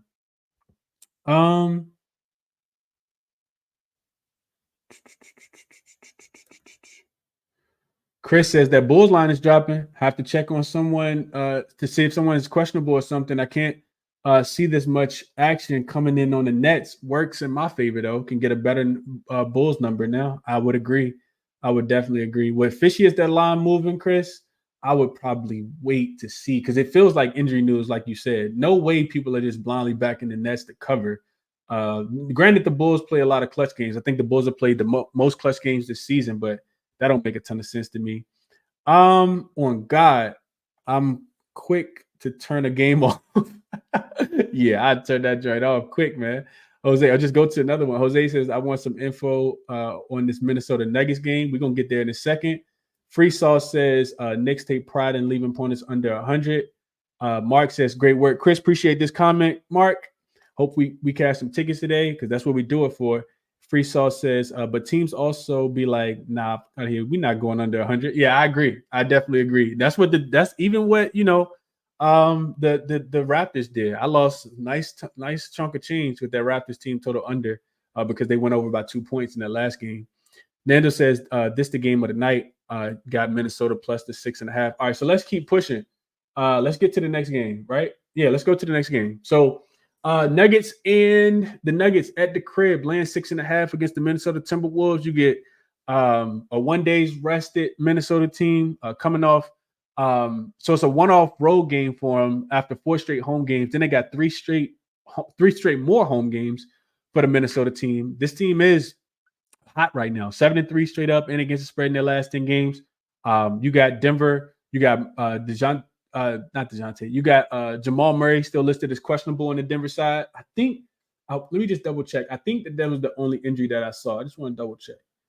Yeah, I think Jokic is going to play. He's listed as probable. And yeah, so it's really just those guys. Rudy Gobert and Anthony Edwards are listed as questionable in this game. They have been for a while, and they've been playing in those games. And yeah, questionable with that rib sprain for Gobert. He's played in 3 straight games, playing at least 34 minutes in all 3, but he's still considered day-to-day. I would think that he would play in this spot, man. I think Rudy got to play in this game. And then with Anthony Edwards, how many games have he played in straight?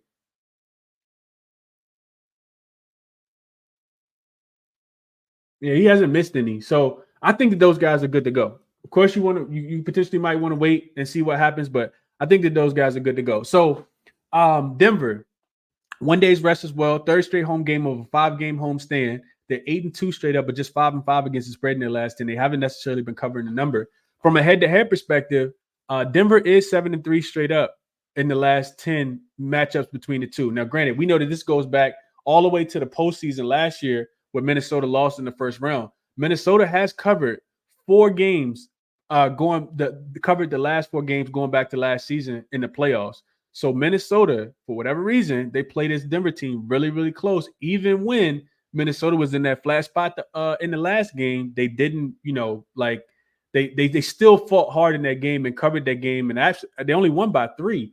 Denver only won by 3, and they were at home in that spot. So Minnesota's going to play this team tough, man. I think, if Jamal Murray doesn't play, I think it's a clear indication of, taking the points with the Minnesota Timberwolves here. I think that even on the road, they can get the job done. Now, granted, the Denver Nuggets, they did just lose, and we were backing them against the Phoenix. So I think that they will be motivated in this spot. Coach Mike Malone will have the guys ready to go. But this, to me, feels like a tad bit too many points. We got to remember, the Nuggets as a home favorite this season, they haven't necessarily been covering these numbers, especially when the line, real quick, let me just look at it. When they're laying 6 points or more, just 14, 11, and 1 against the spread. That's 56.5%. Yeah, 56% are the Nuggets when they're laying 6 points or more. Let me just look and see if it's a conference game, 8-6-1 in this spot. They covered against the Grizzlies and the Jazz, but I mean, those are the Grizzlies and the Jazz. Maybe it's home favorite where the line is -5.5 and their opponent win percentage is greater than or equal to 55%. 6-6 against the spread in this spot. They've actually failed to cover 1, 2, 3, 4, 5, 6. So 3, 4, 5, 6. Yeah, 6. So they are 2-6 in their last 8 games when they're laying at least 5.5 points against an opponent that has a 55% win percentage or better. They're also 8-4 to the under in this spot with what is that? 7 of their last 8 games going under. So this should be an under spot. I know that the total's super low. These teams are very familiar with each other. I'm not getting there with the total because it is so low. But I'll be looking towards Minnesota plus the points. Yeah, it had to be Minnesota plus the points in this game. That's the only way that I'll be looking. Let's see what you guys are thinking in this one. Nando says, I'm on Minnesota plus the 6. 77 figures says Jamal Murray's in or out. So he's still listed as questionable, 77 figures. He, what is it? It's knee, right? He's missed 3 straight games due to that right knee inflammation and will be a game time decision on Friday. Most likely be a game time decision. So you're going to have to wait all day with the injury status on this one. But this line did open with Minnesota, with Denver laying 6.5, and it's still about 6.5. Some 7s did pop up as well, but the total did drop from 214 down to 212, and I agree with the movement coming down. Justin says he appreciate the show. Appreciate you for tapping in, Justin. Joakim says leans plus the 6.5, but how do we fade the Nuggets after a loss, losing the revenge spot? I don't remember the last time the Nuggets lost consecutive home games. I'm not saying that they're going to lose. I just don't know if they're going to cover, because I agree with you. This is it should be a bounce back spot. Home favorite in previous home loss. The Nuggets are 4-0 straight up and against the spread, coming off a home loss, and they're home favorite in the next game. They're winning those games by average of 20 points, but they also were playing against the Mavs in one of those spots when the Mavs weren't the Mavs that they are now, the Hornets, the Pistons, and the Wizards. So that's not, you can't really take those games into consideration. We're talking about 3 of the worst teams in the NBA, Hornets, Pistons, and Wizards. One of those wins came by 18, the other one by 17, the other one by 20. The Timberwolves are not any of those teams. And let's look at the Timberwolves real quick as road dogs. 6-8 straight up. So they win games on the road when they're a home dog. That's super profitable if you bet that every time. 7-7 against the spread in their 14 games as a road dog this season. Also 9-5 to the over as well. 6-3 to the over if it's a conference game, and 3-2 straight up and against the spread if they previously lost to you. So if it's a revenge spot for the Timberwolves and their road dog, they've actually won 3 of the 5 games so far this season. They've actually covered 3 in a row. They covered against the King. They won and covered against the Kings as road dogs. Won and covered against the Thunder as road dogs, and won and covered against the Clippers as road dogs in their last 3. In the same exact spot. See, Saint says, yeah, I saw that too. Justin says 200 people watching, but only 100 likes. Y'all hit that like betting. Hit that like button. Jose says, I want to take the Wolves plus the points. Chad says line would be 7 if they thought Murray wasn't playing.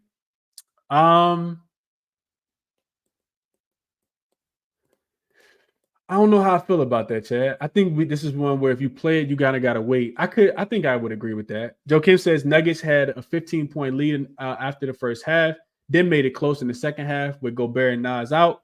They had slow-mo on Jokic. Justin says only 100 likes is disrespectful. I appreciate my guys shouting out y'all hit the like button for me if you guys can. Matthew says if Reggie Jackson is starting again, Wolves for me. Hey, bro, I lost 2 bets on Denver. I had him first half, and I had him in the money line parlay with the Clippers, and it was Reggie Jackson. He shot 1 for 7 from 3, man. He cannot replace Jamal Murray at all, so I'm definitely right there with you. Joe Kim says Murray went through shoot-around and pregame warm-ups for the Suns, but got ruled out. He was ready to play. Yeah, he's going to be ready for this game too, I think.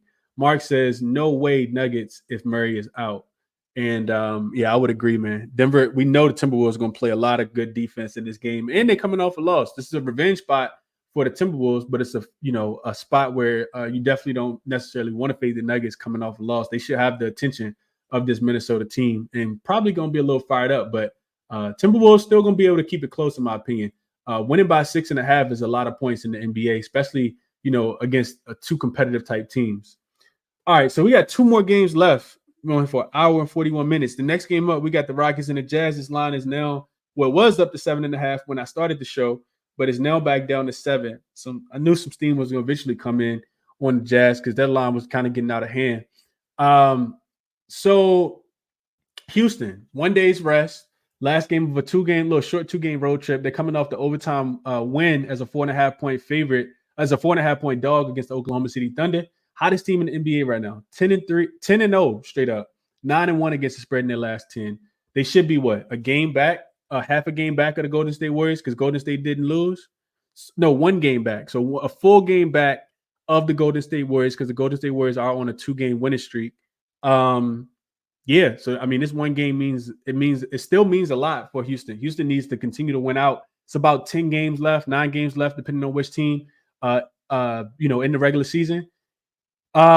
Houston. So on the Utah side, 1 day's rest, last game of a 3-game homestand. This team has not been great, of course. 1-9 straight up, just 2-8 against the spread in their last 10 games. Houston does lead the season series 2-1 with the most recent win about a week ago. They blasted Utah 147 to 99. I'm sorry, 147 to 119 as a 10.5-point favorite in that game. And Lloyd Marketing is listed as questionable. That means a ton to this spread. Jordan Clarkson already ruled out, and that's when you see the money start coming in. No idea if Marketing is going to play. It's right shoulder shortness. They're probably going to play with us all day as far as the injury report. No idea if he's actually going to play. The Rockets are going to win the game, in my opinion, but how much are they going to win by? They've been a much better offensive team, much better defensive team. I shouldn't have to give you guys the numbers. They've also been shooting the 3 really, really well, and that's one of the areas that Utah has struggled with, immensely on the season. So I think even looking at Houston team total over in this spot, maybe first half over more so than full game, just because for whatever reason, like the altitude seems to catch up in the second half when teams are playing in Utah for whatever reason. Even the Dallas Mavericks didn't score as many points in their last game in Utah. Houston, number 1 rated offensive team over the last 2 weeks, even in better than Boston now, averaging 127.5 points per 100 possessions. This is also still the 7th best defensive team. They're winning by an average of 21 points over the last 2 weeks. Utah Jazz, Houston, number 1 in net rating as well, to plus 19. Utah Jazz, 26th in net rating. They're losing by an average of 12.6 points. 3rd worst offensive rated team over the last 2 weeks. The defense has gotten a little bit better. They're 19th defensively, but they're not forcing any turnovers. They're also turning the ball over at the 3rd highest rate. I mean, it's Houston or nothing. Like, I think even at maybe you chop it in half and you take Houston first half because they've been elite there and you don't want to lay the big number. Utah typically struggles to start the games, but I just don't see a way that they're going to be able to slow this team down. Houston got they got their mind made up. This team is on a mission right now, rebounding the basketball, getting out, running in transition. We know that Utah really struggles in that department. Houston 9th in frequency, 11th in point score per 100 possessions in transition. Utah bottom 3 in all of those categories, giving up a ton of transition frequency and a ton of points in transition as well. And Houston scoring in the half court, they're the 3rd best half court offense outside of scoring in transition. And Utah giving up a ton of points in the half court as well, giving up the 3rd most points in the half court when they get a chance to get their defense set. Also, the 3 is going to be really, really big in this spot. We talk about the Clippers and their 3-point defense at the beginning of the show. This Jazz defense is the 2nd worst defense at above the break threes, allowing teams to shoot 41% over the last 2 weeks. That's the shot that Houston takes the most. Number 1 in frequency, number 7 in accuracy. So whoever you want to make the threes in this game for Houston, Fred VanVleet, Jalen Green, Dylan Brooks, those guys should get a ton of looks in this spot and should be able to make a lot of them as well. That's the only way I'll be able to look in this game, even with the number coming up. Like I said, maybe isolated to a team total over because this lit open at 2.5, and now it's all the way up to 7. But that's the only way I would be able to look is Houston in this spot. Let's see what you guys are seeing here. Matthew says, same with me. He says, I sweat out a Nuggets Clippers parlay for the Suns to smack them up. Right. Tell me about it, bro. Smokey says, not the best spot for the Rockets, but if you've been riding them, you stick with it. And I agree with that. Chris says, today is the best show I've been a part of all season. The way Chris runs this show is top of the line. Great job and really interactive with the people. I'm just trying to cash, Chris, but I appreciate the feedback, man. Definitely appreciate that for sure. NLMB says, no matter what it is for the Rockets, no matter what spot it is for the Rockets, it's the bum Jazz. I agree with that. Jared says it ain't the best spot for the Rockets, but who even is on this Jazz team? I mean, they got Hendricks out there. They still got Colin Sexton. I'm just kidding. They got some NBA guys though. Rockets are nothing.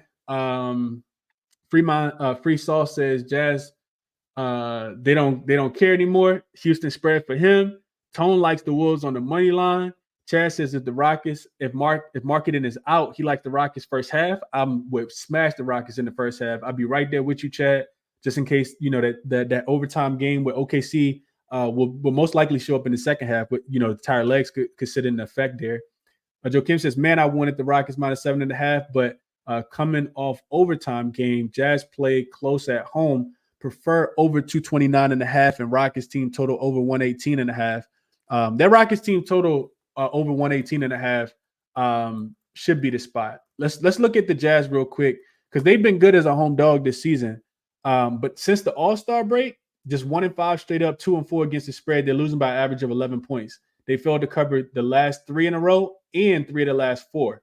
So the Jazz have not been as good as a home dog after the All-Star break. Before the All-Star break, they were 11-6. 65% of your bets cashed if you took the Jazz as a home dog every single game before the All-Star break. Like I said, after the All-Star break, just 2-4. And it's really just been the difference has been their offense. Before the All-Star break, they were averaging 120 points as a home dog. After the All-Star break, points have dropped down 11 points. They're only averaging 109.5. Defense still trash, but the offense is not there at all. And that's why they're 4-2 to the under. 3-0 to the under in their last 3, and they've gone under their team total in 46 games as a home dog since the All-Star break. So, yeah, they've actually been held under their team total, which is why you can't play the full game over. Maybe just they're under on their team total. Remember, the Rockets are the 8th best defense over the last 2 weeks as well. So, it's a bunch of different ways you can play this game now that we looked at it like that. Maybe even a Jazz team total under, especially if Lauri Markkanen doesn't play. And we think that, Houston could be impacted because of the overtime game that they're coming off of. That could be it. Let's look at the Rockets as road favorites after the All-Star break. They are 3-0 straight up, 2-1 against the spread. Winning by an average of 14 points per game. They beat the Blazers by 16. They beat the Spurs by 2. They beat the Wizards by 23. And they've only held one opponent under their team total though, which was the Spurs. It's more so they've been relying upon their offense. They scored 123 against the Blazers and they scored 127 against the Wizards. And against the Blazers, they had 1 day's rest. Spurs, they had 1 day's rest. Wizards, they had 2 days rest. And against the Jazz, of course, tonight they'll have 1 day's rest as well. Yeah, I'm with you, Chad. Jamie says Nuggets 6-0 straight up after a home loss. Okay. Free Sauce says Jalen Green got that kid on the way and has expressed that the want to go to the postseason. I'm back in the Rockets. Couldn't talk you off. Chad says when the Jazz cover lately, it's been late comebacks. And I agree. For some reason, teams run out of gas in the second half in Utah. I did see Tari Eason talking trash to the Warriors as well. Can't even play, but he's talking trash. I love it from Tari Eason, though. That's one of my guys. I love Tari Eason. Free Sauce says baby on the way for Jalen Green. Ramadan Kyrie, no trade DeJounte Murray, trade deadline D'Lo. People I've learned to not be against in the books. Yeah, Jalen Green would take a lot of your money if you've been betting this unders. Jose likes Houston all day in the trifecta. Maybe even a look towards Houston early. Nando says the Rockets definitely going to win, but if they become a public favorite, look for the refs to be on the Jazz. I would agree with this as well, Nando. But I don't know if the margin is big enough, man. Like I said, maybe you isolate it to a team total. You joined late. Go back and look at some of the stuff I said about the team total. Chad says, amazing what flips the switch for one person to the next. And I absolutely agree. It's always what you're motivated by. Dominique says he's on the Jazz plus a 7. He says Jazz getting a payback after getting smoked in their last game, maybe. Jared says it's crazy because before the All-Star break, Rockets on the road and Jazz at home would have been an automatic Rockets fade spot right here. I would agree. And real quick, I do want to say this as well. I don't know how relevant it is, but the Rockets, the only loss that they had did come on the road to the Jazz. They beat them twice at home. Let's see. When they went to Utah earlier this season. Oh, actually, this is only the first game. They only played them twice. I thought they played them 3 times already. They beat them twice already. The first game they won by 1 in Utah at home, 127 to 126. The second game they won 147 to 119. So for whatever reason, they're scoring a ton of points in these games.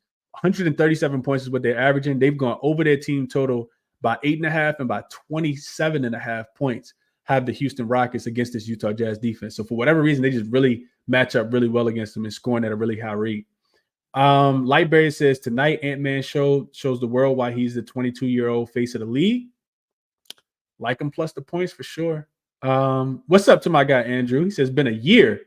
Shout out to my guy Andrew all the way in Phoenix, man. Used to buy shirts and all that good stuff, hoodies, all that good stuff. The ChrisBeCappinn hoodies. Shout out to Andrew. Appreciate you for tapping in, Andrew. I think we got one more game on the board, right? Show been so long. Yeah, we got the Mavs and the Kings. Probably a stay away game. I don't think I'm gonna play this one, but let's jump into it real quick. These are 2 really, really good teams, of course. So both teams will be off 2 days rest, of course. Dallas, just went into Sacramento and won that game. They blew the brakes off the Sacramento Kings, beat them 132 to 96 as a 1 point dog. And we were on Dallas. We got Dallas right in this spot, which is why I don't feel inclined to bet this one. So you get a Dallas team, 2 days rest, third game of a 5-game road trip. They're 9-1 straight up, and against the spread in their last 10 games. This team has been very elite, but Sacramento has been as well. The third straight home game for them of a 5-game homestand. We talked about the flat spot that they were in their last game. It was the second leg of a back-to-back, a third game in 4 nights, 4th and 5th, 5th and 6th, and the second game back home off of a super long road trip, which is why we faded Sacramento in the last spot. Not necessarily the same here. Sacramento 6-4 straight up, 5-5 against the spread in their last 10. From a head-to-head perspective, Dallas has won. Like I said, we just talked about it, 132 to 96 in the last game. As far as injury news in this one, Luka is listed as questionable, which I would guess that he plays. He was listed as questionable in the last one as well. It's the Achilles injuries that he's dealing with, and it hasn't really slowed him down. I mean, you look at him in that last game, he was cooking. He had like 27 points at halftime. So crazy how people can be listed as questionable and then they go out and can do whatever it is that they want to on the floor. The Dallas Mavericks shot the ball so well in that last game. That's one of the reasons that I really didn't want to play this one, because I didn't expect them to shoot the ball that well. I expected them to win the game. I thought it would be a pretty close game. Thought they win by maybe 1 or 2 possessions. I did not think that they were going to blow out the Sacramento Kings the way that they did. With this line opening with Sacramento laying a point, like I said, it's a difficult game. I don't even want to tell you guys that I'm back in Sacramento because I'm not. But I know that Dallas shooting 55% from the field and 56.4% from the three-point line is probably not going to replicate itself. 56% from the three-point line? It's really, really rare that you see teams shoot better from the three than they shoot from the field overall. They shot 22 for 39 from the three-point line. Kyrie hit 4 threes. He was 4 for 9. Luka hit 4 threes, 4 for 8. PJ Washington hit 4 threes, 4 for 6. Even Derrick Jones Jr. hit 2 for 4. Tim Hardaway Jr. off the bench. Like, it was an elite performance from the Dallas Mavericks offense. He hit 4 threes. Exum hit 2 threes. And, Sacramento really just couldn't get anything going. Sabonis, just 3 for 10. And that's the big part. I think if I am looking at the game, Dallas has the defenders to slow down Sabonis. You got Lively and you got Daniel Gafford down there to protect the paint against Sabonis, or at least slow him down. Now, we know Sabonis is a walking double-double. He just broke the record. He still almost had a triple-double in 31 minutes. Only missed it by an assist. But, Dallas is playing really good defense right now. And I do think they're a much more explosive offensive team. So I'll probably still be, looking towards Dallas if I had to play the game, but it's not a game that I'm gonna be too heavily involved in. Ramadan, Kyrie, and Luka, and questionable Luka. Whenever Luka is questionable, I don't typically like to bet against him. I think Sacramento probably wants to get some revenge, but I'm not fading Dallas right now. I don't really want to fade either one of these teams. I'm honest with you guys. So it'd be Dallas and nothing for me. But I think Sacramento comes out fired up in this game. Let's see. Dominique says, It's hometown Friday. Majority of the home teams winning and covering. We'll see. Chad says Kings are nothing. Dominique says Kings getting their payback tonight. Let's look a little deeper into it real quick. So let's go Kings seeking revenge this season. They are 5-8 straight up, 4-9 against the spread. So they don't always get revenge. Just FYI. That's what the numbers say. They have won and covered the last two in revenge spots. They got the Bucks back and they got the Sixers back. But before that, they lost to the Rockets, lost to the Heat, lost to the Pacers, lost to the Pelicans in the same spot. Not only lost the ATS, but lost straight up as well. Let's look at the Mavs. We know that the Mavs was one of the things I talked about the other day. When the Mavs are road favorites, they typically cover as well. I think the second best road team in the league, 16-3 are the Mavs on the money line as a road favorite. That's 84%. 15-4 against the number as well, 78.9%. I'm sorry, they're not road favorites. They're road dogs. Mavs on the road as a dog, short dog. 5-11 straight up, 8-8 against the spread. But they did just win this. They did just win one against the Kings in this spot. They also covered against the Thunder, but they were getting 9.5 in that spot. So let's look at the Mavs on the road with a short number. So maybe like they're supposed to either win by 3 or lose by 3 based on the spread. So greater than 3 or less than 3. Let's see what we got. 8-4 are the Mavs when they're in a tightly contested one possession game, whether they're the favorite or the dog. 8-4 straight up, 8-4 against the spread. 8-4 to the under as well, and 4 straight unders. They've actually won 4 of the last 5 in this spot and covered 4 of the last 5 spreads in this spot. They beat the Kings. They lost to the Pacers.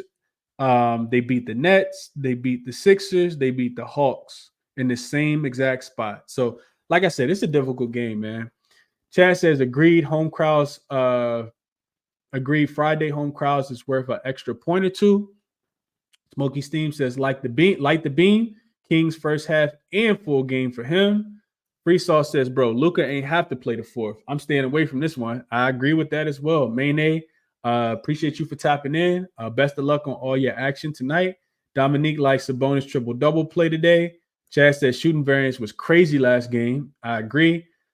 Joakim says Kings 18-11 off a loss, but how would it be any different? Mavs take a lot of threes. Kings give up one of the most threes. That is true.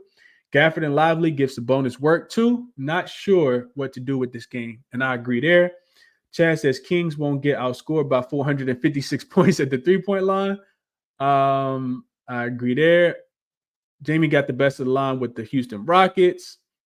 Nando says, haven't capped this game yet, but Dallas obviously the better team. Meek says, yo, Chris, how can I see your perks? So just go. All you got to do is click the link because you are a member already. Once you click the link, it should take you to the tiers. And once you see the tier that you signed up for, it'll tell you all the perks. But if you're looking for plays, I haven't sent out any yet, but there's a couple I'm gonna make. And I'm actually gonna make a couple early, and I may have a couple late too. I'm gonna make them while we're on the show in a couple seconds. Joe Kim says, when Luka and Kyrie on the floor together, Kings look lost trying to focus who to defend.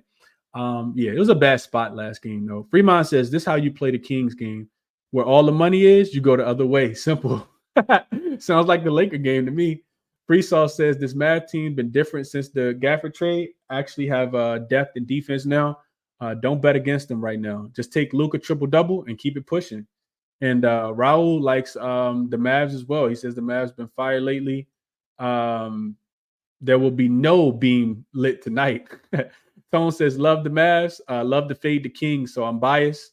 Raul likes Luka and Kyrie as well. And Jay says, you got to watch out for Batman and Robin. I would agree, man. And yeah, I'm still on, man. Still on, but we're 2 hours into the books. It's 950 people watching live. We just vibing, capping the games. I'll break them down, put them in sections for you guys, for people who join late, so people can go back and watch them, and then we getting up off here. But it was a ton of games, man. I didn't want to go through all of them by myself. Well, I did go through all of them by myself, but I kind of wanted to talk them out before I made plays. So real quick, before we jump off, let's look at these two teams over the last 2 weeks. I'm interested to see if this Sacramento Kings defense is going to be able to slow down this Dallas Mavericks high-paced offense because Dallas is playing defense as well. Let's see what the numbers look like. So last 2 weeks, Dallas's offense hasn't even really been that elite. They're 16th, which is middle of the pack in offensive efficiency and effective field goal percentage. Doing a really great job of not turning the ball over. Second fewest turnovers in the past 2 weeks, which is important because Sacramento's defense is forcing the 5th most turnovers.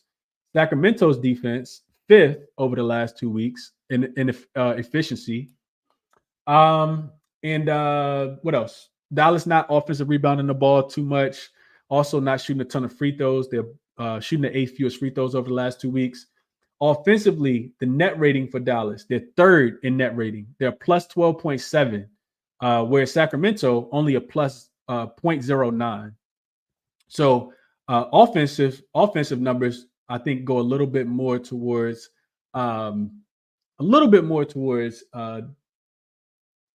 I guess kind of middle of the pack. They kind of even out because, like I said, Dallas only 16th offensively. Last 2 weeks, Sacramento, on looking at their offense has not been as great. I don't think I knew this. Sacramento's is 23rd in offensive efficiency over the last 2 weeks, 28th in effective field goal percentage. They're not scoring the ball much at all. Only scoring about 108.8 points per 100 possessions.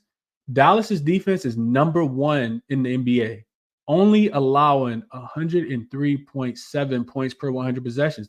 I don't think I realized that. I missed that. Dallas, number 1 defensive team, number 1 in opponent effective field goal percentage, number 3 in limited offensive rebounds, but they are fouling a lot. And the Kings living at the free throw line. Kings are 3rd in free throw rate. Dallas is fouling at the 5th highest rate over the past 2 weeks. So maybe Sacramento can score some points at the free throw line.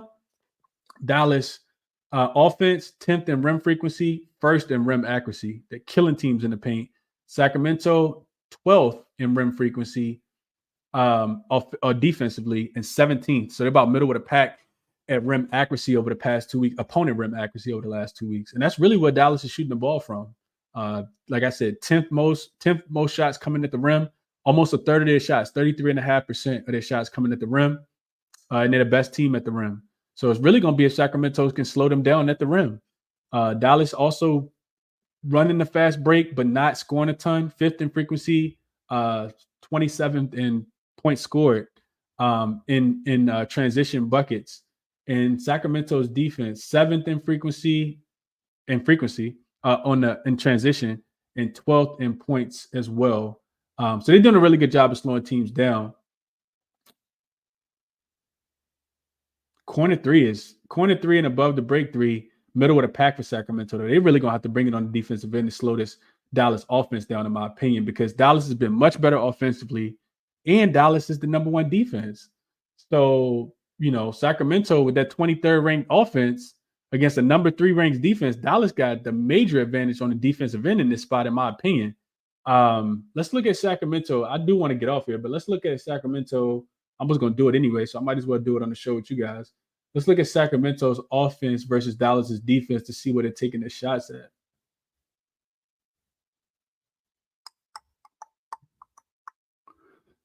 So Sacramento is shooting a ton of shots from the long mid-range. They're 5th in frequency, 14th in accuracy. Dallas giving up that shot, 19th in frequency, but they are 9th in accuracy. So they are holding teams down in this spot. Sacramento not shooting a ton of threes and not shooting the three-point ball well at all. They're bottom 7, which makes sense why their offense is falling off. Bottom 7 in mid-range accuracy and corner 3 accuracy, and above the break 3 accuracy. And they're the 4th worst three-point shooting team over the last 2 weeks. And Dallas defense has been elite versus the 3, number 3 in three-point defense, opponent three-point defense accuracy, allowing teams to shoot just 32.5%, and they're protecting the rim as well. 9th in frequency and 6th in accuracy. So this is why Dallas's defense has been the best in the league, because they're really not allowing teams. They're top 10 in every shot zone. They're top 10 in rim accuracy and paint accuracy, long mid-range accuracy, all mid-range accuracy. Corner 3 is the only shot that they're 20th allowing teams to shoot about 39%, but I don't know if that's going to be enough. And they're limited transition as well. Looks like they are 10th in frequency as far as allowing teams to get out in transition, but they're allowing the 5th fewest points as well. So Dallas that's why they're the number one defensive team. They've really been shutting down a lot, man. I still be Dallas or nothing for me based on what I'm seeing. Let's see what you guys are saying here before I get up, before we do a recap and get up off here. Raul, appreciate you for tuning in. Appreciate you as well, Tone. Livestone says, you the best, Chris. Let's sweep today. Absolutely. Shout out to my guy, Eric. Jose says, smash the like button. Peeps, let's get 200. Raul says, Chris, always been a viewer, never in the comments. Appreciate that, Raul. And I hope you cash your best today, bro. Keelan says, happy Good Friday. Let's smack the books. Jared says, wish the best for my guy, Chris. Appreciate that, Jared. Nando says, Luka playing defense now? He has been. Livestone says, did y'all mention De'Aaron Fox? He was quoted a lot post-game last game. I did see some quotes from De'Aaron Fox talking about how he don't like talking to the media. I saw that.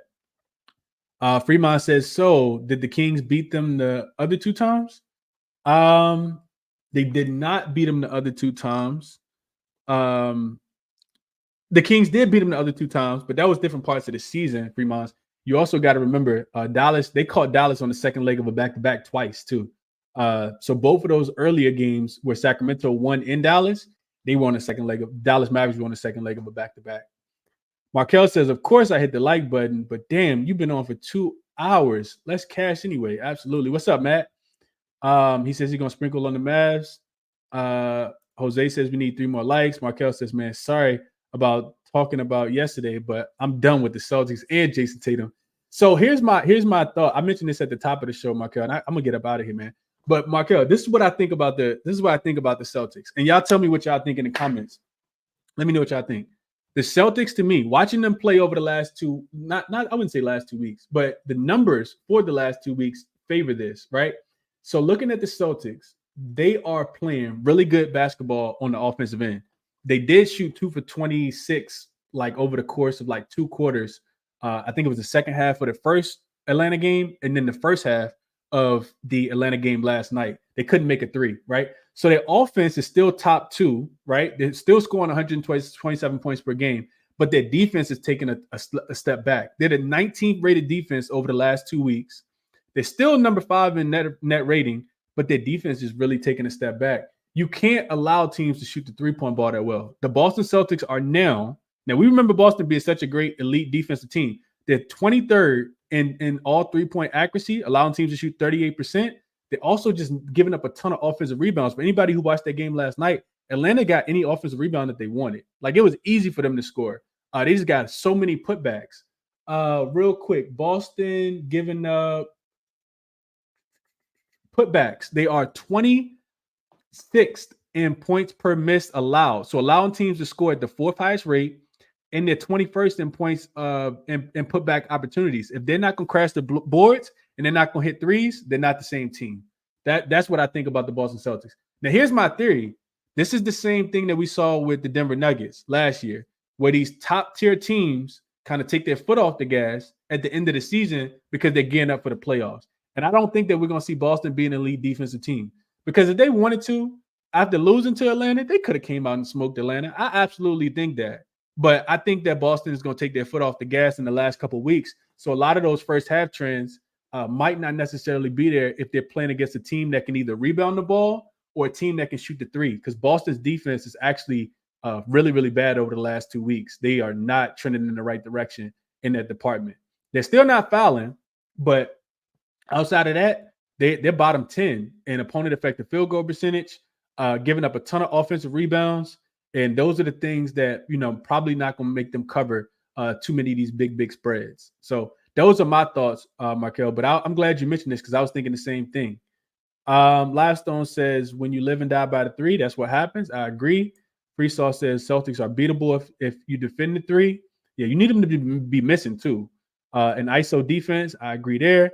Raul says, I've been saying this, Celtics will choke on defense at the end of the year. Livestone says the Miami series told me everything I need to know about Boston. He also says low-key the Cavs series against LeBron too. Too many, they were open. Nando says, I have the Celtics to win the NBA. But Jason starts showing me he hasn't been an elite player. I just think it's their rebound. Go back and look at how many offensive rebounds they gave up to Atlanta. And if the three's not falling, yeah, it's absolutely different. Joe Kim says the Celtics locked up the first seed. They just trying to they may be. He says check Missoula post game. He said they kept KP on DeJounte Murray because they wanted to try 1-5 switches for the playoffs. This is what I'm talking about. They are the experiment. They could care less about covering spreads or winning games. They could care less. That first half train is done. I agree, Mark. Best of luck, Mark. Smoky Steam Bets. I hope you cash today, my brother. And appreciate you for tapping in as always. Free Sauce says, nah, you could see it on Tatum's face. That back-to-back loss hurt. But I don't think it hurt everybody else. Tatum is a competitor. I love Jason Tatum, but that don't mean it hurt everybody else, though. And Chris says he's not sold on Boston winning the chip. Too many three-point shots for his liking. Someone is going to clip them in the playoffs. I don't know if they're going to get clipped. I think they could potentially turn it on, but you'll have to play better than that. And I actually saw Denver at plus 300 a couple weeks ago and was mad I didn't put the money on them, at least a unit and a half on Denver to win the championship at plus 300. Now it's down to, I think, plus 350, I think it was. Now it's down to like plus 2 something. So I'll probably stay away from that. All right, so let's get into a recap, man. I've been on here for forever. This is what we talked about at the very, very beginning. So Orlando plus the 1.5, and these lines might have changed. I've been on here for 2 hours. Orlando plus the 1.5. Looks like that line is still there. Jalen Duren rebounds over the 11.5. It was minus 130 on BetMG on Bet365. Philly plus the 8, plus the 8.5. Definitely wait to get that number and see what happens. I said it at the beginning. If Donovan Mitchell gets ruled in, I do expect it to close at about 9. And Darius Garland gets ruled in, I expect it to close at about 9. So I'm gonna wait for Philly. Portland could blindly just take that plus 14.5. No way I'm laying double digits. We talked a lot about that as well. And then Golden State, man, I think I'm going to either get there with Golden State first half, maybe even put a little bit on the first quarter as well. I just think that they keep it rolling, man. Seeing the emotion that Steph Curry had after Draymond Green got ejected, I don't think that they're going to take any of these games lightly. Golden State is an absolute bet-on team right now, in my opinion. And they got the San Antonio Spurs on deck. And then we also talked about the other things that you guys don't see listed was Charlotte team total under 102.5, Golden State first half minus the 7.5, Blazers plus the 14.5, San Antonio team total under 101.5, and maybe a look towards that Jazz team total as well to go under. And I didn't even see what that number was. Let me just double check real quick. The Jazz team total is 111.5, and they really, really struggle. So without Lauri Markkanen, I don't think they're scoring 112 points in this spot. Yeah, I would look towards that as well. Jazz team total under 111.5. Look like the best number is on Caesars right now at minus 110. Let's see what you guys are saying before we get out of here. Any possible money line parlays for you? Or if I had to do a money line parlay right now, it would be the Chicago Bulls. I think they win the game, but maybe struggle to score. I do like them on the money line. And I would probably put them with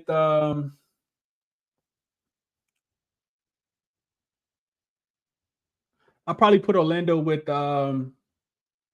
Houston. I don't know what that would be, but that would be like, as long as it's like under minus 150, that would be the way that I would probably look towards a money line parlay. Some of these really tight games that we have today, because it is some good games. Those I don't really like. I'd rather play those straight because I think I know who's gonna win. Chris says that Sixers line down to 7.5. I see some 8. I still see 8s. Damn, it is down to 7.5 though. Maybe I need to go ahead and get invested now. Yeah, maybe I'm gonna go ahead and play that. I'll play the plus 8. Won't go too heavy, but I'll play the plus 8, and then I'll just ride with the plus 8. Nando says his best bet is Pistons and Washington under. He likes Duren double. The Bulls and the Rockets money line. We talked about that. And he likes the Knicks minus 10. Hey, best of luck, Nando. I hope you cash these, bro. And I appreciate you for being on the show. You've been on here the whole time. Eric says any Rocket plays. I would. I didn't play it, but I would look the Jazz team total under. But I want to wait, Eric. I want to wait to see what happens with Lauri Markkanen because he is listed as questionable. He means that he has a tremendous impact on this game. Joe Kim says, good luck on everybody's action. Hashtag bankrupt the books. I like that hashtag. And Main A says that parlay is a plus 129 on FanDuel. Rockets and Nets is a plus 129. I'll probably end up getting there with that. Yeah. So yeah. I'll be back probably at 5 p.m. Eastern for everybody to, once we get the injuries and all those good things to see what, official plays. But I will be sending out plays to the members as I make them. And Philly plus the 8 and Orlando plus the 1.5. I'm probably putting in my pocket right after the show. So best of luck to you guys. All the resources for people who were asking earlier during the show are listed here. This is what I use to handicap the games outside of a spreadsheet that I've made myself to kind of give me better matchup data on each team. But those are the resources that I use. And subscribe to the channel if you guys haven't. Link for all my plays are in the description as well. If you like the show, hit the like button. Share the show with your coworkers, with your friends, everybody. Best of luck on all your action today. Bet responsibly. Enjoy the games. I'll catch you guys again. Like I said, at 5 p.m. Eastern, I'll go live again after we get all the injury news. Catch you guys in the next one, man. Enjoy your Friday.